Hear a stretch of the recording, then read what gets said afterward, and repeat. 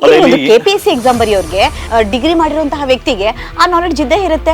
At least ಈ can go for the English options ಅಂತ ಅನ್ಸೋದಲ್ವಾಗ. Common ಆಗಿ ಇಂಗ್ಲಿಷ್ ಅರ್ಥ ಮಾಡ್ಕೊಳ್ಳೋದು ಬೇರೆ, ಸೈಂಟಿಫಿಕ್ ಅಂಡ್ ಟೆಕ್ನಿಕಲ್ ಟರ್ಮ್ಸ್ ನ ಅರ್ಥ ಮಾಡ್ಕೊಳ್ಳೋದು ಬೇರೆ. ಆ ಪ್ರಶ್ನೆಯನ್ನ ಅರ್ಥೈಸಿಕೊಳ್ಳುವಂತದ್ದು ಯಾಕೆ ಗೊತ್ತಾಗಲ್ವಾ? ಈಗ ಒಂದು ಕ್ವಶನ್ಗೆ ಏನಿಲ್ಲ ಅಂದ್ರೆ 2 ನಿಮಿಷ ಖರ್ಚು ಮಾಡ್ತಾನೆ ಅನ್ನೋದಾದ್ರೆ ಅಲ್ಲಿಗೆ 2 ಗಂಟೆಯಲ್ಲಿ ಅವ್ನು ಕೇವಲ ಅಟೆಂಡ್ ಮಾಡ್ಲಿಕ್ಕೆ ಆಗದ್ ಬರೀ 60 ಕ್ವಶನ್ಸ್ಗಳು ಮಾತ್ರ. ಸರ್ಕಾರದ ಗಮನಕ್ಕೆ ತರುವಲ್ಲಿ ಮುಖ್ಯವಾದಂತಹ ಪಾತ್ರಧಾರಿಗಳು ಯಾವ ರೀತಿಯಾದಂತಹ ಒಂದು ಇದನ್ನ ಜಸ್ಟಿಫಿಕೇಶನ್ ಕೊಟ್ಟಿಲ್ವಾ? ವರ್ಗು ರಾಮಚಂದ್ರಪ್ಪ ಅವ್ರನ್ನ ಈ ಕುರಿತಾಗಿ ಮಾತಾಡಿ ಅಂತ ಹೇಳಿ ತುಂಬಾ ಸಲ ಕೇಳ್ಕೊಳ್ತಾರೆ, ಏನು ರಿಯಾಕ್ಟ್ ಮಾಡಲಿಲ್ಲ. ನ್ಯಾಯ ಸಿಕ್ಕಿದ್ಯಾ ಈ ಒಂದು ಅಭ್ಯರ್ಥಿಗಳ ಹೋರಾಟಕ್ಕೆ? ಕಾಂಗ್ರೆಸ್ ವಿರೋಧ ಪಕ್ಷದಲ್ಲಿ ಇರ್ಬೇಕಾದ್ರೆ ಬಾಯಿ ಬಡ್ಕೊಂತಾರೆ, ಏನೋ ಒಂದು ಮಾಡ್ತಾರೆ, ಅಧಿಕಾರಕ್ಕೆ ಬಂದಾಗ ಏನು ಮಾಡಲ್ಲ. ಬಿಜೆಪಿ ಅವರು ಅಧಿಕಾರದಲ್ಲಿ ಇದ್ದಾಗ್ಲೂ ಏನು ಮಾಡಲ್ಲ, ವಿರೋಧ ಪಕ್ಷದಲ್ಲಿ ಇದ್ದಾಗಲೂ ಏನು ಮಾಡಲ್ಲ. ಏನೋ JDS ಆಟಕೊಂಡ್ರೆ ಲೆಕ್ಕಕ್ಕಿಲ್ಲ. ಆದ್ರೆ ಒಬ್ಬ ಹುಡುಗ ಅದೇನೋ ಶನಿವಾರ ಕಟ್ ಮಾಡಿದ್ರು ಅನ್ನೋ ತೆಗೆದಾಕಿದ್ರು ಅನ್ನೋ ಒಂದು ಕಾರಣಕ್ಕೆ ಎಲ್ಲಾ ಮಾಧ್ಯಮಗಳು, ಎಲ್ಲ ಪಕ್ಷಗಳು ಅಥವಾ ಎಲ್ಲಾ ರಾಜಕಾರಣಿಗಳು ಕೂಡ ಅದಕ್ಕೆ ಪ್ರತಿಕ್ರಿಯೆ ನೀಡಿದ್ರು. ಹಾಗಾದ್ರೆ ಕೋರ್ಟ್ ಅಲ್ಲಿ ಈ ಒಂದು ಅರ್ಜಿ ವಿಚಾರಣೆ ಹಾಗೆ ಪೆಂಡಿಂಗ್ ಇದೆ. ಇಲ್ಲಿವರೆಗೂ ಹೈಕೋರ್ಟ್ ಅಲ್ಲೂ ಕೂಡ ಬೇಸ್ಡ್ ಆನ್ ಮೆರಿಟ್ಸ್ ಆರ್ಗ್ಯುಮೆಂಟ್ ಹಿಡಿದಿಲ್ಲ, ಹಿಯರಿಂಗ್ ಆಗಿ. ಹಾಗಾದ್ರೆ ಯಾರು ಹಿತವರು ನಿಮಗೆ ಈ ಮೂವರೊಳಕ್ಕೆ ಅಂತ ಕೇಳಬೇಕಾಗುತ್ತೆ. ಒಂದ್ ಕಡೆ ಮುಖ್ಯಮಂತ್ರಿನ ಮೀಟ್ ಮಾಡ್ಲಿಕ್ಕೆ ಹೋದ್ರೆ ಯಾವುದೇ ಕಾರಣಕ್ಕೂ ಕೂಡ KPSC ವಿಚಾರಕ್ಕೆ ಮುಖ್ಯಮಂತ್ರಿನ ಮೀಟ್ ಮಾಡ್ಲಿಕ್ಕೆ ಆಗ್ಲಿಲ್ಲ. ನಮಸ್ಕಾರ ವೀಕ್ಷಕರೇ, ಈ ಸಂಜೆ ಡಿಜಿಟಲ್ ಚಾನೆಲ್ಗೆ ಸ್ವಾಗತ. ನಾನು ಕುಸುಮಾ ಶೆಟ್ಟಿ. ತಮ್ಮೆಲ್ಲರಿಗೂ ಕೂಡ ಗೊತ್ತಿದೆ, ಇವತ್ತು ಪಾರದರ್ಶಕವಾಗಿ ನಡಿಬೇಕಾದಂತಹ ಸ್ಪರ್ಧಾತ್ಮಕ ಪರೀಕ್ಷೆಗಳನ್ನು ಆಯೋಜನೆ ಮಾಡುವಲ್ಲಿ, ಅದನ್ನು ಜಾರಿಗೊಳಿಸುವಲ್ಲಿ ಕರ್ನಾಟಕ ಲೋಕಸೇವಾ ಆಯೋಗ ಎಡವಟ್ಟುಗಳನ್ನು ಮಾಡ್ತಾ ಬಂದಿದೆ. ಯಾಕಂತ ಅಂದರೆ ಈ ಕಳೆದ ಕೆಲವು ದಶಕಗಳಿಂದನೂ ಕೂಡ ಈ ಒಂದು KPSCಯಲ್ಲಿ ನಡೀತಿರುವಂಥ ಅಕ್ರಮಗಳು, ಗೊಂದಲಗಳು, ಎಡವಟ್ಟುಗಳು ನಿರಂತರವಾಗಿ ಸಾಗ್ತಾ ಇದೆ. ಇದಕ್ಕೊಂದು ತಾರ್ಕಿಕ ಅಂತ್ಯ ಅಂತ ಕೂಡ ಅದಕ್ಕೆ ಸಿಗ್ತಾ ಇಲ್ಲ. ಯಾಕೆ ಈ ಥರ? ಯಾಕಂದರೆ ಈ ಸರ್ಕಾರಿ ಹುದ್ದೆಗಳನ್ನು ಅಲಂಕರಿಸಬೇಕು, ಪರೀಕ್ಷೆಗಳನ್ನು ಬರೆದು ಅದಕ್ಕೆ ಫಲಿತಾಂಶವನ್ನು ಪಡೆದ ನಂತರ ತನ್ನ ಹುದ್ದೆಯನ್ನು ಅಲಂಕರಿಸಿದ ನಂತರ ಒಂದು ಕರ್ನಾಟಕ ಸರ್ಕಾರಕ್ಕೆ ಸೇವೆಯನ್ನು ಕೊಡಬೇಕು ಅನ್ನೋದು, ಹಾಗೂ ಈ ಸರ್ಕಾರಿ ಒಂದು ಕೆಲಸಗಳನ್ನು ಪಡ್ಕೊಳ್ಬೇಕು ಅನ್ನೋದು ಪ್ರತಿಯೊಬ್ಬ ಒಂದು ವಿದ್ಯಾರ್ಥಿ ಅಭ್ಯರ್ಥಿಯ ಒಂದು ಕನಸು ಮತ್ತು ತಪಸ್ಸು. ಈ ತಪಸ್ಸಿಗೆ ತಕ್ಕಂತಹ ಫಲ ಅಂತೂ ಸಿಗ್ತಾನೆ ಇಲ್ಲ. ಯಾಕಂದರೆ ಒಂದು ಸರಿ ಎಡವಟ್ಟಾದರೆ ಅದು ಸಹಿಸ್ಕೋಬಹುದು, 2 ಸರಿ ಆದರೆ ಆಗ್ಬೋದು, ಪದೇ ಪದೇ ನಡೀತಾನೆ ಇದೆ ಇಂತಹ ಅವಾಂತರಗಳು. ಹಾಗಾದರೆ ಇಂತಹ ಒಂದು ಅವಾಂತರಗಳಿಗೆ ತೆರೆ ಬೀಳೋದು ಯಾವಾಗ? ಸೊ ಈ ರೀತಿಯಾದಂತಹ ಒಂದು, ಈಗ ನಾವು ಕರ್ನಾಟಕ ಅಂತ ಬಂದಾಗ ನೀವು ಜಗತ್ತಿನ ಎಲ್ಲ ಕಡೆ ನೀವು ಗಮನವನ್ನು ತೆಗೆದುಕೊಳ್ಳೋದಾದರೆ ಬೇರೆ ಬೇರೆ ಕ್ಷೇತ್ರಗಳಲ್ಲಿ ತಂತ್ರಜ್ಞಾನ ಆಗಬಹುದು ಅಥವಾ ಮಾಹಿತಿನ ನೀಡುವಂತಹ ಕ್ಷೇತ್ರ ಆಗ್ಬೋದು, ಎಲ್ಲದಕ್ಕೂ ಕೂಡ ನಮ್ಮ ಭಾರತಕ್ಕೆ ರಾಜಧಾನಿ ಅನ್ನೋದು ಒಂದು ಹಿರಿಮೆಯನ್ನು ಕೊಟ್ಟಂಥದ್ದು ಕರ್ನಾಟಕ. ಇಷ್ಟೊಂದು ಪವರ್ಫುಲ್ ಆಗಿರುವಂತಹ ಕರ್ನಾಟಕಕ್ಕೆ ಒಂದು ಸ್ಪರ್ಧಾತ್ಮಕ ಪರೀಕ್ಷೆಯನ್ನು ಸರಿಯಾಗಿ ನಡೆಸೋದಕ್ಕೆ ಆಗ್ತಾ ಇಲ್ವಾ? ಇದನ್ನು ನಾವು ನಾಚಿಕೆ ಪಡುವಂತಹ ಸಂಗತಿ ಅಂತ ತಿಳ್ಕೊಳ್ಬೇಕಾ? ಸೊ ಯಾಕೆ ಈ ರೀತಿಯಾದಂತಹ ಎಡವಟ್ಟುಗಳಾಗ್ತಾ ಇದೆ? ಯಾಕೆ ಇದಕ್ಕೆ ತಾರ್ಕಿಕ ಅಂತ್ಯ ಕಾಣ್ತಾ ಇಲ್ಲ? ಸೊ ನಮ್ಮೆಲ್ಲ ಪ್ರಶ್ನೆಗಳಿಗೆ ಉತ್ತರವನ್ನು ಯಾರು ಕೊಡಬೇಕು, ಇದಕ್ಕೆ ಎಲ್ಲಿ ಉತ್ತರ ಸಿಗುತ್ತೆ ಅನ್ನೋದೇ ನಮಗೆ ಗೊಂದಲಮಯ ಸ್ಥಿತಿ ಉಂಟಾಗ್ತಾ ಇದೆ. ಈ ನಿಮ್ಮ ಎಲ್ಲ ಪ್ರಶ್ನೆಗಳಿಗೆ, ಇವತ್ತಿನ ಪರಿಸ್ಥಿತಿಗಳಿಗೆ, ಇವತ್ತಿನ ಎಡವಟ್ಟುಗಳಿಗೆ ಈ ಒಂದು ಸಂಬಂಧಪಟ್ಟಂತಹ KPSCಯ ಫ್ಯಾಕಲ್ಟಿ ಆದಂತಹ ತೇಜಸ್ ಅವರು ನಮ್ಮ ಜೊತೆಗಿದ್ದಾರೆ. ಬನ್ನಿ ಅವನ ಕಾರ್ಯಕ್ರಮಕ್ಕೆ ಸ್ವಾಗತಿಸೋಣ. ನಮಸ್ಕಾರ ಸರ್. ನಮಸ್ಕಾರ. ಮಾತಾಡುವಂಥದ್ದು ಸಾಕಷ್ಟು ವಿಷಯಗಳಿದೆ. ಇದು ಒಂದ್ಸರಿ ತಪ್ಪಾದರೆ ಪರವಾಗಿಲ್ಲ. ಈ ಒಂದು ಭಾಷಾಂತರ ದೋಷ ಅನ್ನೋದು ಪದೇ ಪದೇ ಆಗ್ತಾನೆ ಇದೆ. ಇದಕ್ಕೆ ಯಾರು ಹೊಣೆ ಮಾಡಬೇಕು? ಈ ಕನ್ನಡದ ಲೋಪದೋಷಗಳು ಈ ಪದೇ ಪದೇ ನಡೀತಾನೆ ಇರೋದಕ್ಕೆ, ಸೊ ಯಾಕೆ ಅದನ್ನು ಇನ್ನೂ ಸರಿಪಡಿಸೋದಕ್ಕೆ ಎಲ್ಲಿ ಎಡವಟ್ಟು ಆಗ್ತಾ ಇದೆ ಅಂತ ಕೂಡ ನಾನು ನಿಮ್ಮನ್ನು ಕೇಳಲೇಬೇಕಾಗುತ್ತೆ. ಯಾಕಂದರೆ ಒಬ್ಬ ಫ್ಯಾಕಲ್ಟಿಯಾಗಿ ನಿಮಗೆ ಬಹಳಷ್ಟು ಅನುಭವ ಇದೆಯಲ್ಲ ಇದರಲ್ಲಿ. ಹೌದು. ಹಿಂದೆ ನಡೆದಿರುವಂಥ ಎಕ್ಸಾಮ್ಗಳನ್ನು ನೋಡಿದಾಗ ಯಾವುದೋ ಸಣ್ಣ ಪುಟ್ಟ ತಪ್ಪುಗಳಾಗ್ತಿತ್ತು, ಅಥವಾ ಎಕ್ಸಾಮ್ ಆದ ನಂತರ ಭ್ರಷ್ಟಾಚಾರದ ಅಥವಾ ಈ ತರದ ಹಗರಣಗಳು ಕೇಳಿ ಬರ್ತಾ ಇತ್ತು. ಆದ್ರೆ ಈ ಬಾರಿ ಭಾಷಾಂತರದಲ್ಲೇ ಇಷ್ಟು ದೊಡ್ಡ ಮಟ್ಟದಲ್ಲಿ ತಪ್ಪಾಗ್ತಿರೋದು ಇದೇ ಮೊದಲನೇ ಬಾರಿ ಅಂತ ಅನ್ನಿಸ್ತಾ ಇದೆ. ಏನಕ್ಕೆ ಅಂದ್ರೆ ಈ ಬಾರಿ ನೀವೇನ್ KPSC ಕೇಳ್ತಾ ಇದ್ದೀರಾ, 384 ಗೆಜೆಟೆಡ್ ಪ್ರೊಬೇಷನರ್ಸ್ ಹುದ್ದೆಗಳಿಗೆ 2023-24 ನೋಟಿಫಿಕೇಶನ್ ಅನ್ನ ಫೆಬ್ರವರಿ 26ಕ್ಕೆ ಹೊರಡಿಸಲಾಗುತ್ತೆ. ಅಂದ್ರೆ ಕಳೆದ ವರ್ಷ ಫೆಬ್ರವರಿ 26ಕ್ಕೆ 24 ಅಲ್ಲಿ ಈ ನೋಟಿಫಿಕೇಶನ್ ಹೊರಡಿಸಿದಾಗ್ಲಿಂದಲೂ ಕೂಡ ಒಂದಲ್ಲ ಒಂದು ವಿಚಾರಕ್ಕೆ ಇಲ್ಲಿ ವಿದ್ಯಾರ್ಥಿಗಳಿಗೆ ತೊಂದರೆ ಆಗ್ತಾನೆ ಇದೆ. ಏನಕ್ಕೆ ಅಂದ್ರೆ ನೋಟಿಫಿಕೇಶನ್ ಆದ ನಂತರ ಇವರು ಒಂದು ಎಕ್ಸಾಮ್ ಡೇಟ್ ಗಳನ್ನ ಆಯ್ಕೆ ಮಾಡ್ತಾರೆ. ಯಾವ ರೀತಿ ಅಂದ್ರೆ 2024 ಅಂತ ಬಂದಾಗ ಎಲೆಕ್ಷನ್ ಇಯರ್ ಅಂತ ಹೇಳ್ತೀವಿ. ಎಲೆಕ್ಷನ್ ಇಯರ್ ಅಂತ ಬಂದಾಗ ಡೆಫಿನೆಟ್ ಎಲೆಕ್ಷನ್ ಹಿಡಿದು ಏಪ್ರಿಲ್-ಮೇ ತಿಂಗಳಲ್ಲೇ ಇರುತ್ತೆ. ಅಲ್ಲಿಗೆ ಮೇ ಫಸ್ಟ್ ವೀಕ್ ಅಲ್ಲಿ ಎಕ್ಸಾಮ್ ಅನ್ನ ಮಾಡ್ತೀವಿ ಅಂತ ಅನ್ಕೊಳ್ತಾರೆ. ಬಟ್ ಎಲೆಕ್ಷನ್ ಇಯರ್ ಇದ್ದಿದ್ರಿಂದ ಅದು ಮಾಡ್ಲಿಕ್ಕೆ ಆಗ್ಲಿಲ್ಲ. ಅಂದ್ರೆ ಅನ್ಸೈಂಟಿಫಿಕ್ ಆಗಿ, ಅವೈಜ್ಞಾನಿಕವಾಗಿ ಇವರು ಡೇಟ್ ಅನ್ನ ಸೆಲೆಕ್ಟ್ ಮಾಡ್ತಾ ಹೋಗ್ತಾರೆ. 4 ರಿಂದ 5 ಬಾರಿ ಏನಾಗುತ್ತೆ ಅಂದ್ರೆ ಪೋಸ್ಟ್ಪೋನ್ ಆಗುತ್ತೆ. ಫೈನಲಿ ಆಗಸ್ಟ್ 27 ಪ್ರಿಲಿಮ್ಸ್ ಎಕ್ಸಾಮ್ ಅನ್ನ ಕಂಡಕ್ಟ್ ಮಾಡಲಾಗುತ್ತೆ. ಅದು ಯಾವ ಪುರುಷಾರ್ಥಕ್ಕೆ ಈ ಒಂದು ಎಕ್ಸಾಮ್ ಅನ್ನ ಕಂಡಕ್ಟ್ ಮಾಡಿದ್ರೆ ಗೊತ್ತಿಲ್ಲ. ಏನಕ್ಕೆ ಅಂದ್ರೆ ಇರುವಂತ 200 ಪ್ರಶ್ನೆಗಳಲ್ಲಿ 59ಕ್ಕೂ ಹೆಚ್ಚು ಪ್ರಶ್ನೆಗಳಲ್ಲಿ ಭಾಷಾಂತರ ಲೋಪ ಆಗುತ್ತೆ. ಟ್ರಾನ್ಸ್ಲೇಷನ್ ಎರರ್ಸ್ ಮಾತ್ರ ಅಲ್ಲ, ಟ್ರಾನ್ಸ್ಲಿಟ್ರೇಷನ್ ಎರರ್ಸ್ ಆಗುತ್ತೆ, ಫ್ಯಾಕ್ಚುಯಲ್ ಎರರ್ಸ್ ಆಗುತ್ತೆ. ಈ ಕಾರಣಕ್ಕೆ ಸೆಪ್ಟೆಂಬರ್ 2ನೇ ತಾರೀಕು ಅಂದ್ರೆ ಕೇವಲ 4-5 ದಿನಗಳಲ್ಲಿ ನಮ್ಮ ಏನು ವಿದ್ಯಾರ್ಥಿಗಳ ಹೋರಾಟ ಏನಿತ್ತು ಇದರ ನೇತೃತ್ವವನ್ನ ಕರ್ನಾಟಕ ರಕ್ಷಣಾ ವೇದಿಕೆ ನಾರಾಯಣಗೌಡರು ವಹಿಸ್ಕೊಳ್ತಾರೆ. ಫ್ರೀಡಂ ಪಾರ್ಕ್ ಅಲ್ಲಿ ದೊಡ್ಡ ಮಟ್ಟದಲ್ಲಿ ಹೋರಾಟವನ್ನ ಮಾಡ್ತೀವಿ. ಸೆಪ್ಟೆಂಬರ್ 2ಕ್ಕೆ ಏನು ನಾವು ದೊಡ್ಡ ಮಟ್ಟದಲ್ಲಿ ಹೋರಾಟ ಮಾಡ್ತೀವಿ, ಆಗ ಅದಕ್ಕೆ ಯಾರು ಮುಖ್ಯಮಂತ್ರಿಗಳು ಉತ್ತರವನ್ನ ಕೊಡ್ತಾರೆ, ಒಂದು ಟ್ವೀಟ್ ಅನ್ನ ಮಾಡ್ತಾರೆ. ಆ ಟ್ವೀಟಿನ ಮುಖಾಂತರ ಏನು ಕನ್ನಡ ಭಾಷಾಂತರದಲ್ಲಿ ತಪ್ಪಾಗಿದೆ, ಆ ಕಾರಣಕ್ಕೆ ಮರುಪರೀಕ್ಷೆಯನ್ನ ಮಾಡುವಂತೆ KPSCಗೆ ಆದೇಶವನ್ನ ನೀಡ್ತೀನಿ ಅಂತ ಹೇಳ್ತಾರೆ. ಒಂದು ಎರಡನೇದು, ಈ ತಪ್ಪಿಗೆ ಯಾರೆಲ್ಲ ಕಾರಣಕರ್ತರಾಗಿದ್ದಾರೆ ಅವರೆಲ್ಲರನ್ನು ಕೂಡ ಡ್ಯೂಟಿಯಿಂದ ರಿಲೀವ್ ಮಾಡ್ತೀವಿ ಅಂತ ಹೇಳ್ತಾರೆ. ಬಟ್ ಒಂದು ಪಾಯಿಂಟ್ ಹೇಳಿಕ್ಕೆ ಇಷ್ಟಪಡ್ತೀನಿ, ಏನಕ್ಕೆ ಅಂದ್ರೆ ಈ ತಪ್ಪೇನಾಗಿತ್ತು, ಇದರಲ್ಲಿ ಪ್ರಮುಖವಾಗಿ ಇದ್ದಂಥವ್ರು ಇಬ್ರು. ಒಬ್ರು KPSC ಸೆಕ್ರೆಟರಿ ಆಗಿದ್ದಂತ ರಾಕೇಶ್ ಕುಮಾರ್, ಇನ್ನೊಬ್ರು ಎಕ್ಸಾಮಿನೇಷನ್ ಕಂಟ್ರೋಲರ್ ಆಗಿದ್ದಂತ ಜ್ಞಾನೇಂದ್ರ ಕುಮಾರ್ ಅಂತ ಅನ್ನುವಂಥ ವ್ಯಕ್ತಿ, ಗಂಗ್ವಾರ್ ಅನ್ನುವಂಥ ವ್ಯಕ್ತಿ. ಆದ್ರೆ ಇಲ್ಲಿ ಪ್ರಾಬ್ಲಮ್ ಏನು ಅಂದ್ರೆ, ಏನು ರಿಲೀವ್ ಮಾಡ್ತೀವಿ ಅಂತ ಹೇಳಿದ್ರು, ಸೆಕ್ರೆಟರಿ ಆಗಿದ್ದಂತ ರಾಕೇಶ್ ಕುಮಾರ್ ಅವರನ್ನ ಮಾತ್ರ ರಿಲೀವ್ ಮಾಡಿ ಬೇರೆ ಡಿಪಾರ್ಟ್ಮೆಂಟ್ಗೆ ವರ್ಗಾವಣೆ ಮಾಡಲಾಗುತ್ತೆ. ಆದ್ರೆ ಇಲ್ಲಿವರೆಗೂ ಕೂಡ ಎಕ್ಸಾಮಿನೇಷನ್ ಕಂಟ್ರೋಲ್ ರಿಲೀವ್ ಮಾಡಿಲ್ಲ. ಅದೇ ಎಕ್ಸಾಮಿನೇಷನ್ ಕಂಟ್ರೋಲರ್ ಇರೋದ್ರಿಂದಲೇ ಮತ್ತೊಮ್ಮೆ ಏನು ರೀ ಎಕ್ಸಾಮ್ ಆಗುತ್ತೆ ಆಗ ಕೂಡ ತೊಂದರೆ ಆಗಿತ್ತು. ಅಷ್ಟೇ ಅಲ್ಲ, ಇವತ್ತಿಗೆ ಏನು ಮೇನ್ಸ್ ಎಕ್ಸಾಮ್ ನಡೀತಿದೆ ಅದರಲ್ಲೂ ಕೂಡ ಕನ್ನಡ ಕ್ವಾಲಿಫೈಯಿಂಗ್ ಪೇಪರ್ ಏನಿದೆ ಅದರಲ್ಲೂ ಕೂಡ ತಪ್ಪುಗಳಾಗ್ತಿರುವಂಥದ್ದು. ಏನಕ್ಕೆ ಅಂದ್ರೆ, ಸರ್ಕಾರದ ಮುಖ್ಯ ಕಾರ್ಯದರ್ಶಿ ಆಗಿರುವಂತಹ ಏನು ಶಾಲಿನ್ ರಜನೀಶ್ ಅವರು ಒಂದು ಮಾತನ್ನ ಹೇಳ್ತಾರೆ, ಡಾಕ್ಯುಮೆಂಟ್ ಇಲ್ಲೇ ಇದೆ. ಅವ್ರೇನಂತ ಹೇಳ್ತಾರೆ ಅಂದ್ರೆ, ಆಂಗ್ಲ ಪ್ರಶ್ನೆ ಪತ್ರಿಕೆ ತಯಾರಿಸಿರುವವರು ನೋಡದೇ ಇರುವುದರಿಂದ ಹಾಗೂ ಪ್ರಶ್ನೆ ಪತ್ರಿಕೆ ಸೋರಿಕೆ ಆಗುವ ಭಯದಿಂದ ಯಾವುದೇ ಅಧಿಕಾರಿಯನ್ನ ಉಸ್ತುವಾರಿಯನ್ನಾಗಿ ನೇಮಿಸಿರುವುದಿಲ್ಲ. ಆ ಕಾರಣಕ್ಕೆ ನೇರವಾಗಿ ಈ ಜವಾಬ್ದಾರಿ ಕಂಟ್ರೋಲರ್ ಆಫ್ ಎಕ್ಸಾಮಿನೇಷನ್ಸ್ ಅವರ ಮೇಲೆ ಬರುತ್ತದೆ. ಇದು ಚೀಫ್ ಸೆಕ್ರೆಟರಿ ಮುಖ್ಯಮಂತ್ರಿಗೆ ಕೊಟ್ಟಿರುವಂತದ್ದು. ಎಕ್ಸಾಮಿನೇಷನ್ ಕಂಟ್ರೋಲರ್ ಇಂದ ತಪ್ಪಾಗಿದೆ ಅಂತ, ಆದ್ರೆ ಇಲ್ಲಿವರೆಗೂ ಕೂಡ ಎಕ್ಸಾಮಿನೇಷನ್ ಕಂಟ್ರೋಲ್ ನ ರಿಲೀವ್ ಮಾಡಿಲ್ಲ. ಇದು ಮೊದಲನೇದು. ಇನ್ನು ಎರಡನೇ ವಿಚಾರಕ್ಕೆ ಬರೋಣ. ಅಲ್ಲಿಗೆ ಆಗಸ್ಟ್ 27ಗೆ ಎಕ್ಸಾಮ್ ಆಗುತ್ತೆ. ಅದಾದ ನಂತರ 2 ತಿಂಗಳ ಒಳಗಾಗಿ ಎಕ್ಸಾಮ್ ಅನ್ನ ಕಂಡಕ್ಟ್ ಮಾಡ್ತೀವಿ ಅಂತ ಹೇಳ್ತಾರೆ. ಬಟ್ 2 ತಿಂಗಳ ಒಳಗಡೆ ಕಂಡಕ್ಟ್ ಮಾಡ್ಲಿಕ್ಕೆ ಆಗಲಿಲ್ಲ. ಫೈನಲಿ ಡಿಸೆಂಬರ್ 29ಕ್ಕೆ ಎಕ್ಸಾಮ್ ಅನ್ನ ಕಂಡಕ್ಟ್ ಮಾಡಲಾಗುತ್ತೆ. ಅಂಡ್ ಡಿಸೆಂಬರ್ 29ಕ್ಕೆ ಏನು ಎಕ್ಸಾಮ್ ಅನ್ನ ಕಂಡಕ್ಟ್ ಮಾಡಲಾಗುತ್ತೆ, KPSC ತನ್ನ ರೆಕಾರ್ಡ್ ನ ಬ್ರೇಕ್ ಮಾಡ್ಕೊಳ್ಳುತ್ತೆ.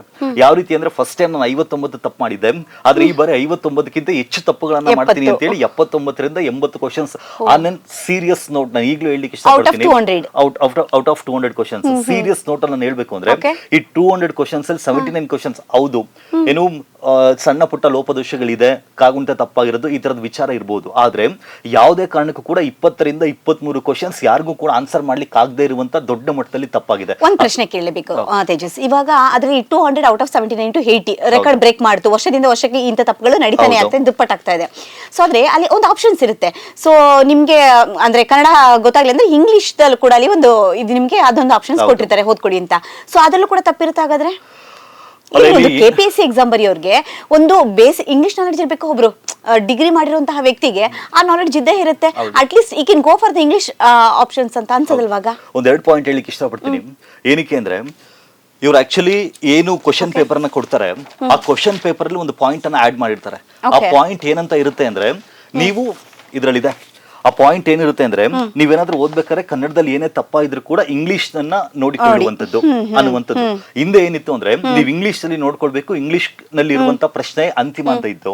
ಬಟ್ ಹೋರಾಟ ಮಾಡಿದ ನಂತರ ಇವತ್ತಿಗೆ ಅಂತಿಮ ಅನ್ನುವಂತ ಏನು ಪದವನ್ನ ತೆಗೆದಾಕಿದ್ದಾರೆ. ನೀವು ಕನ್ನಡದಲ್ಲಿ ಏನೇ ತಪ್ಪಿದ್ದಲ್ಲಿ ನೀವು ಇಂಗ್ಲಿಷ್ ಭಾಷೆಯಲ್ಲಿ ನೋಡತಕ್ಕದ್ದು ಅಂತ ಇವತ್ತಿಗೆ ಕೊಟ್ಟಿದ್ದಾರೆ. ಬಟ್ ನಾನು ಒಂದು ಹೇಳಲಿಕ್ಕೆ ಇಷ್ಟಪಡ್ತೀನಿ, ಇಲ್ಲಿರೋದು ಕರ್ನಾಟಕ. ನಾನು ಯಾವ್ದು ಇಲ್ಲಿ ಕನ್ನಡ ಬಗ್ಗೆ ಎಮೋಷನಲ್ ಆಗಿ ಏನೋ ಹೇಳುವಂತ ಅವಶ್ಯಕತೆ ಇಲ್ಲ. ಏನಕ್ಕೆ ಅಂದ್ರೆ, ಟು ಬಿ ಫ್ರಾಂಕ್, ಫ್ಯಾಕ್ಚುಯಲ್ ಆಗಿ ಹೇಳ್ಬೇಕು ಅಂದ್ರೆ, ಲಾಸ್ಟ್ ಟೈಮ್ 2020ರಲ್ಲಿ ನಾವೇನು ಎಕ್ಸಾಮ್ ಅನ್ನ ಬರೆದಿದ್ವಿ, 106 ಪೋಸ್ಟ್ ಗಳಿತ್ತು. ಅದ್ರೊಳಗಡೆ 3 ಕನ್ನಡ ರಿಸರ್ವೇಶನ್ ಇತ್ತು. ಈ ಬಾರಿ 384 ಸೀಟ್ಗಳೇನಿದೆ, ಇದರಲ್ಲಿ 5ರಿಂದ 6 ಸೀಟ್ಗಳನ್ನ ಕನ್ನಡ ಮಾಧ್ಯಮದವರಿಗೆ ಮೀಸಲಿಡಲಾಗಿದೆ. ಇಲ್ಲಿ ಕರ್ನಾಟಕದಲ್ಲಿ ಕನ್ನಡ ಮಾಧ್ಯಮದಲ್ಲಿ ಓದಿರುವಂತ ಅಭ್ಯರ್ಥಿಗಳಿಗೆ ಒಂದಿಷ್ಟು ಸೀಟ್ ಅನ್ನು ರಿಸರ್ವ್ ಮಾಡಿದ್ದಾರೆ. ಏನಕ್ಕೆ ರಿಸರ್ವ್ ಮಾಡಿದ್ದಾರೆ, ಅವ್ರು ಇಂಗ್ಲಿಷ್ ಅಲ್ಲಿ ಓದಿಲ್ಲ ಅನ್ನೋ ಕಾರಣಕ್ಕೆ ಕನ್ನಡ ಮಾಧ್ಯಮದವರಿಗೆ ಅಂತ ರಿಸರ್ವೇಶನ್ ಇದೆ. ಹಂಗಂದ್ರೆ ಇಂಗ್ಲಿಷ್ ಬರಬೇಕು ಅನ್ನಂಗಿದ್ರೆ ಇವ್ರಿಗೆ ರಿಸರ್ವೇಶನ್ ಕೊಡುವಂತ ಅವಶ್ಯಕತೆ ಏನಿತ್ತು ಕನ್ನಡ ಮಾಧ್ಯಮದಲ್ಲಿ ಓದಿರೋರಿಗೆ? ಈಗ ಕೆಲವರು ಡಿಗ್ರಿ ವರ್ಗು, ಯಾಕಂದ್ರೆ ನನಗೆ ಗೊತ್ತಿರೋಂತ ನನ್ನ ಫ್ರೆಂಡ್ಸ್ ಅನ್ನೇ ಡಿಗ್ರಿ ವರ್ಗು ಕೂಡ ಕನ್ನಡದಲ್ಲಿ ಓದಿರೋಂತ ಇರ್ತಾರೆ. ಅವರೆಲ್ಲ ಇಂಗ್ಲಿಷ್ ನ ಏನ್ ತಗೊಳ್ತಾರೆ, ಜಸ್ಟ್ ಆಪ್ಷನಲ್ ಆಗಿ ಅಥವಾ ಏನು ಜಸ್ಟ್ ಲಿಟ್ರೇಚರ್ ಅಲ್ಲಿ ಓದಿರ್ತಾರೆ ಅಷ್ಟೇ. ಏನಕ್ಕೆ ಅಂದ್ರೆ, ಇನ್ನೊಂದು ಪಾಯಿಂಟ್ ಹೇಳಿಕ್ಕೆ ಇಷ್ಟಪಡ್ತೀನಿ. ನಾವಿಲ್ಲಿ ಕಾನ್ಸ್ಟಿಟ್ಯೂಷನ್ ಓದ್ತೀವಿ, ಎಕನಾಮಿ ಓದ್ತೀವಿ, ಅಥವಾ ಜಿಯೋಗ್ರಫಿ ಓದ್ತೀವಿ, ಹಿಸ್ಟ್ರಿ ಓದ್ತೀವಿ, ಈ ತರದ ವಿಷಯಗಳು, ಸೈನ್ಸ್ ಅಂಡ್ ಟೆಕ್ನಾಲಜಿ ಓದ್ತೀವಿ. ಈ ತರದ ವಿಷಯಗಳನ್ನ ಓದ್ಬೇಕು ಅಂದ್ರೆ ಕಾಮನ್ ಏನ್ ಜನರಲ್ ಇಂಗ್ಲಿಷ್ ಇರುತ್ತಲ್ಲ ಅದಲ್ಲ, ಇದು ಟೆಕ್ನಿಕಲ್ ಟರ್ಮ್ಸ್ ಇರುತ್ತೆ. ಕಾಮನ್ ಆಗಿ ಇಂಗ್ಲಿಷ್ ಅರ್ಥ ಮಾಡ್ಕೊಳ್ಳೋದು ಬೇರೆ, ಸೈಂಟಿಫಿಕ್ ಅಂಡ್ ಟೆಕ್ನಿಕಲ್ ಟರ್ಮ್ಸ್ ನ ಅರ್ಥ ಮಾಡ್ಕೊಳ್ಳೋದು ಬೇರೆ. ಏನಕ್ಕೆ ಅಂದ್ರೆ, ಸುಪ್ರೀಂ ಕೋರ್ಟ್ ಒಂದು ಜಡ್ಜ್ಮೆಂಟ್ ಅನ್ನು ಕೊಟ್ಟಿದೆ. ಸುಪ್ರೀಂ ಕೋರ್ಟ್ ಏನಂತ ಹೇಳುತ್ತೆ ಅಂದ್ರೆ, ನೀವು ಇಲ್ಲಿ ಏನು ಭಾಷೆಯನ್ನ ಈಗ ಹಿಂದಿಯಿಂದ, ಏನಕ್ಕೆ ಅಂದ್ರೆ UPSC ಅಂತ ಬಂದಾಗ ಅಥವಾ ಬೇರೆ ನಾರ್ಥರ್ನ್ ಸ್ಟೇಟ್ಸ್ ಅಂತ ಬಂದಾಗ ಹಿಂದಿ ಟು ಏನ್ ಮಾಡ್ತಾರೆ, ಇಂಗ್ಲಿಷ್ ಟ್ರಾನ್ಸ್ಲೇಟ್ ಮಾಡ್ತಾರೆ. ಅದಕ್ಕೆ ಬೆಸ್ಟ್ ಎಕ್ಸಾಂಪಲ್ ಏನು ಅಂದ್ರೆ, ನೀವು ಮಧ್ಯಪ್ರದೇಶ್ ಪಬ್ಲಿಕ್ ಸರ್ವಿಸ್ ಕಮಿಷನ್ ತಗೊಳ್ಳಿ. Madhya Pradesh public service commission rules ಅಲ್ಲಿ ಏನಂತ ಇದೆ ಅಂದ್ರೆ, ಫಸ್ಟ್ ಪ್ರಶ್ನೆಗಳನ್ನ ಹಿಂದಿಯಲ್ಲಿ ತೆಗಿಬೇಕು, ಅದಾದ ನಂತರ ಅದನ್ನ ಇಂಗ್ಲಿಷ್ ಏನ್ ಮಾಡ್ಬೇಕು ಅಂದ್ರೆ ಟ್ರಾನ್ಸ್ಲೇಟ್ ಮಾಡ್ಬೇಕು, ತರ್ಜುಮೆ ಮಾಡ್ಬೇಕು. ಅಂಡ್ ಇಂಗ್ಲಿಷಲ್ಲಿ ಏನೇ ತಪ್ಪಾಗಿದ್ದಲ್ಲಿ ಹಿಂದಿಯಲ್ಲಿರುವಂತ ಪ್ರಶ್ನೆ ಅಂತಿಮ ಅಂತೇಳಿ ಅವ್ರ ರಾಜ್ಯಗಳು ಹೇಳ್ಕೊಳ್ತಾರೆ. ಬಟ್ ನಮ್ದ್ರಲ್ಲಿ ಮಾತ್ರ ಕನ್ನಡದಲ್ಲಿ ತಪ್ಪಾಗಿದ್ದಲ್ಲಿ ಇಂಗ್ಲಿಷ್ ಅಂತಿಮ ಅಂತೇಳಿ ನಮ್ಮ ರಾಜ್ಯಗಳು ಹೇಳ್ಕೊಳ್ಳುವಂಥದ್ದು. ಹಂಗನ್ನಂಗಿದ್ರೆ ಕನ್ನಡ ಮಾಧ್ಯಮ ಅಂತ ಇಡೋದೇ ಅವಶ್ಯಕತೆ ಇರಲಿಲ್ಲ. ಈ ಕನ್ನಡ ಮಾಧ್ಯಮದಲ್ಲಿ ಅಂತ ಇಟ್ಟಾದ್ಮೇಲೆ ಅಷ್ಟೇ ಅಲ್ಲ, ಇನ್ನೊಂದು ಪಾಯಿಂಟು, ಬರ್ಗೂರ್ ರಾಮಚಂದ್ರಪ್ಪ ಅವರು ಒಂದು ಲೆಟರ್ನ ಬರೀತಾರೆ. ಏನಕ್ಕೆ ತುಂಬಾ ಜನ ಸಾಹಿತಿಗಳು ಕೂಡ ನಮಗೆ ನಮ್ಮ ಹೋರಾಟಕ್ಕೆ ಸ್ಪಂದಿಸ್ತಾರೆ. ಬರ್ಗೂರ್ ರಾಮಚಂದ್ರಪ್ಪ ಅವ್ರ ಲೆಟರ್ ಏನಂತ ಹೇಳ್ತಾರೆ ಅಂದ್ರೆ 2002ರಲ್ಲಿ ಅವರು ಕೂಡ ಕನ್ನಡ ಸಾಹಿತ್ಯ ಪರಿಷತ್ತಿನ ಕನ್ನಡ ಅಭಿವೃದ್ಧಿ ಪ್ರಾಧಿಕಾರದ ಅಧ್ಯಕ್ಷರಾಗಿದ್ರು.